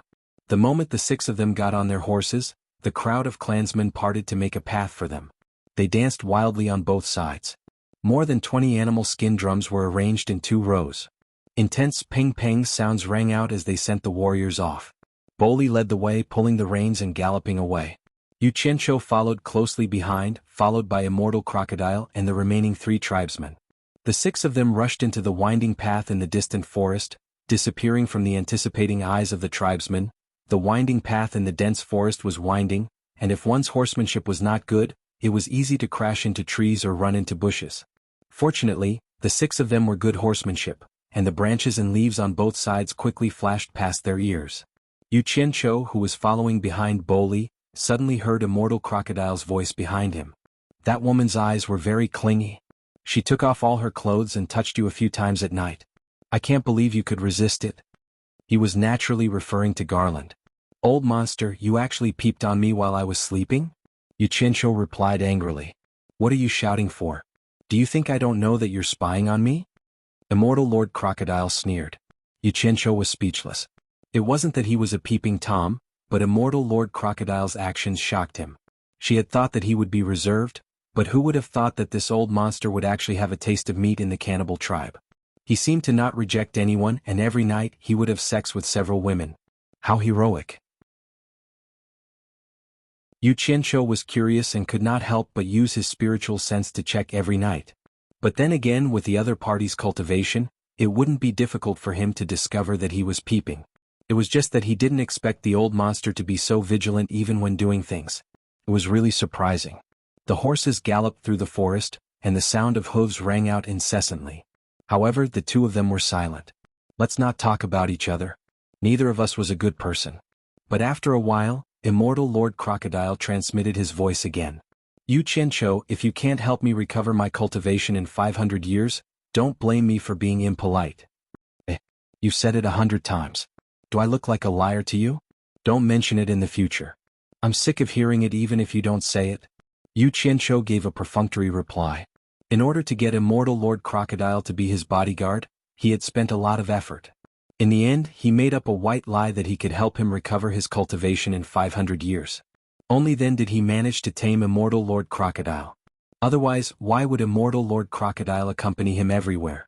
He had already calculated that if the two of them were really together for 500 years, even a rock would feel warm. He didn't believe that the old monster would really do anything to him. If Immortal Lord Crocodile was really that heartless, then he had nothing to say. He would leave, and Immortal Lord Crocodile would continue to stay in the Eastern Holy Land. They would pretend that they had never met. If his cultivation was higher than Immortal Lord Crocodile's in 500 years. Of course Yu Qianzhou was just imagining it. He didn't think that his cultivation would surpass Immortal Lord Crocodile's in 500 years. In fact, Immortal Lord Crocodile wasn't that gullible. However, the master-disciple pair's methods were really unimaginable and too magical. Although he didn't believe that he could recover his cultivation in 500 years, he still had some hope in his heart. What if he really succeeded? It was better than spending tens of thousands of years to cultivate again, right? Moreover, 500 years was really nothing compared to his long lifespan. Was worth a try. In the end, he more or less felt an indescribable charisma from Yu Qianzhou. He realized that it was quite interesting to be with this guy. Although this guy wasn't a good person, ever since he got to know him, he suddenly realized that having a long life wasn't lonely at all. Occasionally he had a glimmer of enlightenment.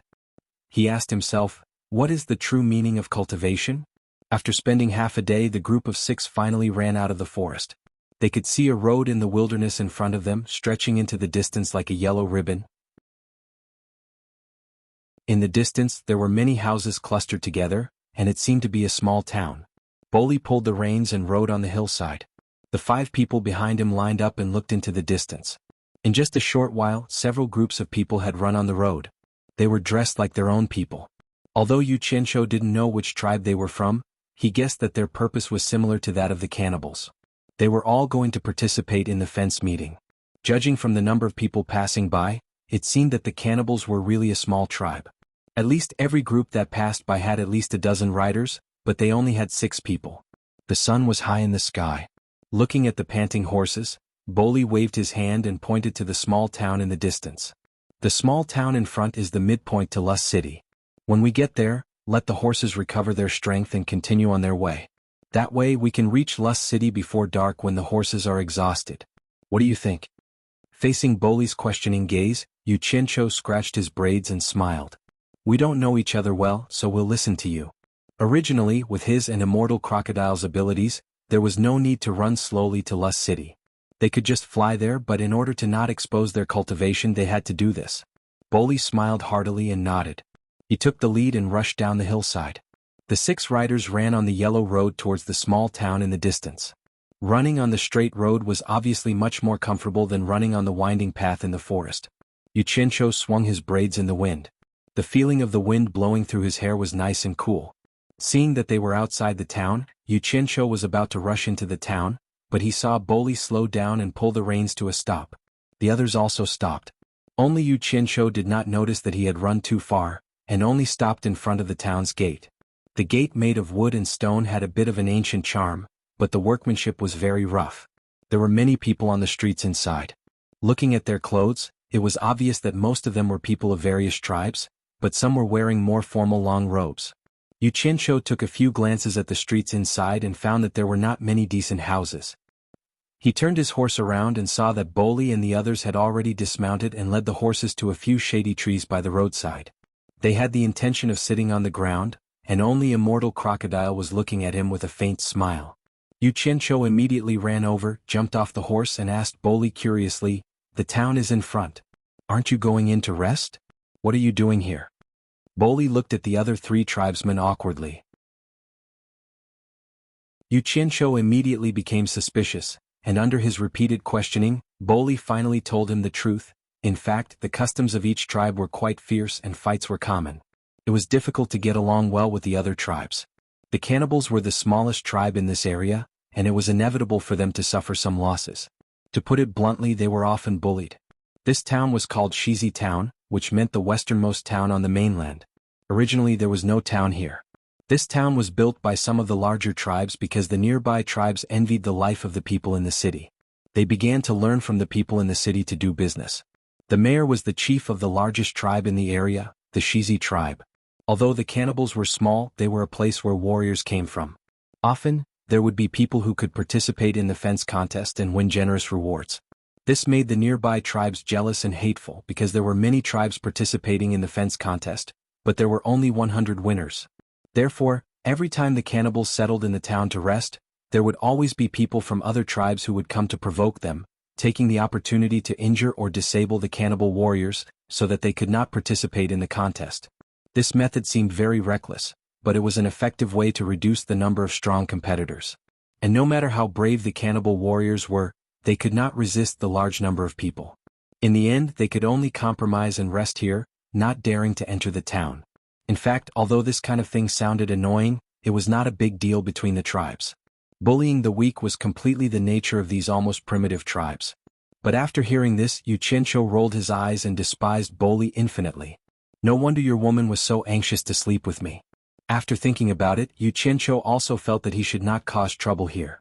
It was not that he was afraid of the nearby tribes, but he was worried that it would attract the attention of the immortals.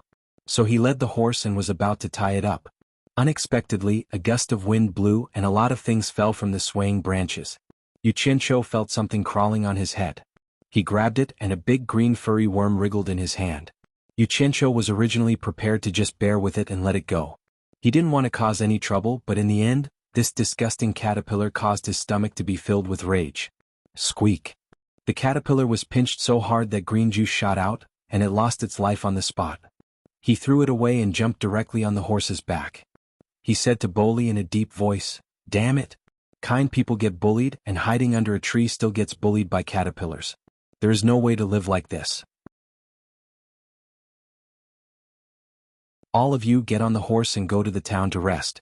Regardless of the consequences, he rode all the way to West Town. Bolly and the others looked at each other. Immortal Crocodile had already gotten on the horse with a smile, and they had no choice but to follow. On the other side, Xianxia directly charged into the town on his horse. He madly rushed from the west to the east of the town, completely ignoring the pedestrians on the road. He used his horse's hooves to clear a path, startling the people on the road into cursing. Before the curses had died down, he ran back from the east. Immediately in the middle of the street, he looked at a 2-story wooden building and muttered, "This is the most luxurious one."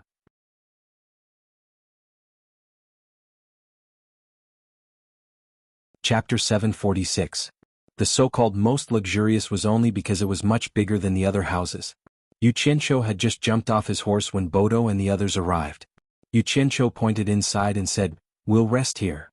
With Immortal Crocodile leading the way, the others also dismounted. Under the gazes of the people on the street, Bodo and the other 3 vigilantly gripped the knives on their waists. Xianxia looked at the knives on his waist and said disapprovingly, "What's wrong?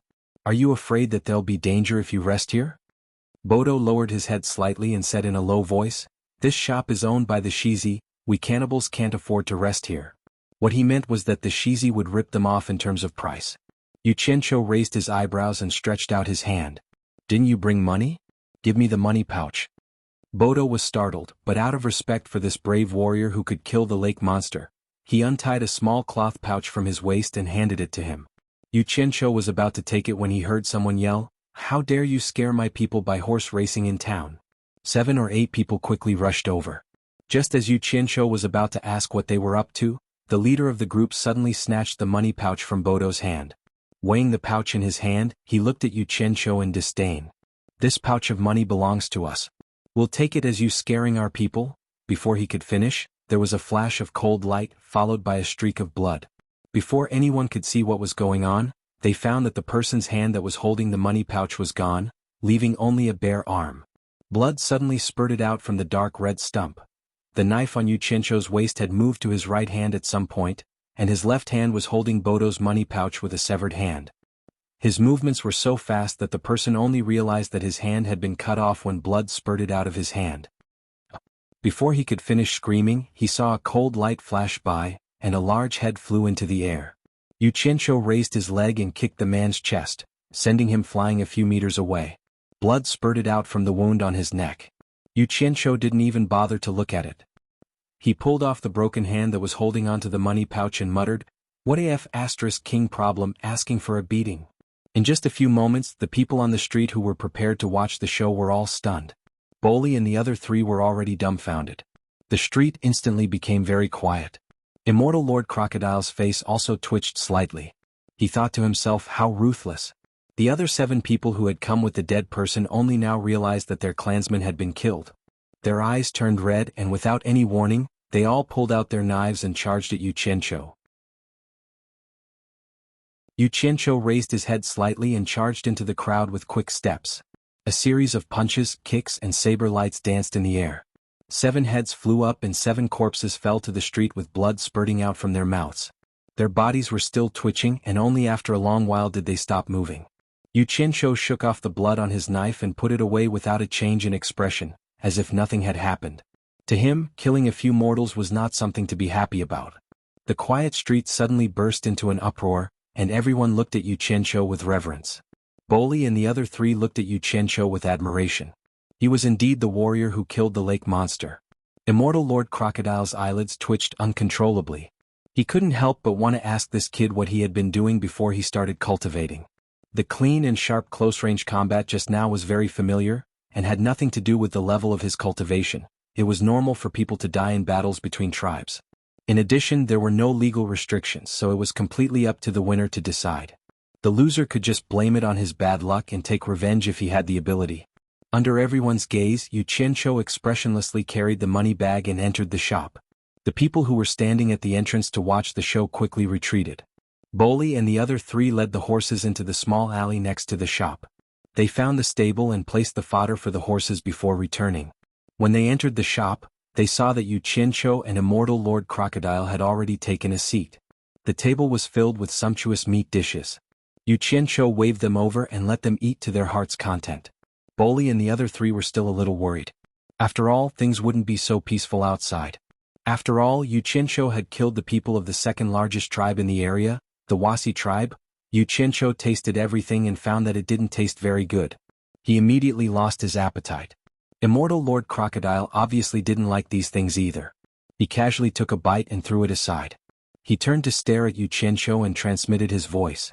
"Kid, you killed to your heart's content. Have you ever thought about the entire cannibal tribe? What? Are you worried about those old lovers who accompany you every night?" Xianxia said nonchalantly. "Don't worry. I have my own plans." While transmitting his voice, he poured all the money in the bag onto the table. There were 2 gold coins and hundreds of silver coins. Neither of them had ever seen the currency used in this continent before.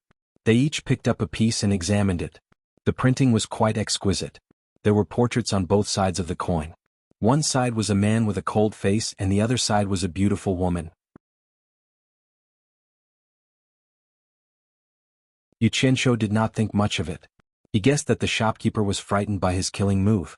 Immortal Lord Crocodile laughed coldly as if he knew something. Just as they reached the door of the store, Bolly suddenly stopped and said, "We don't need to participate in this fence meeting anymore."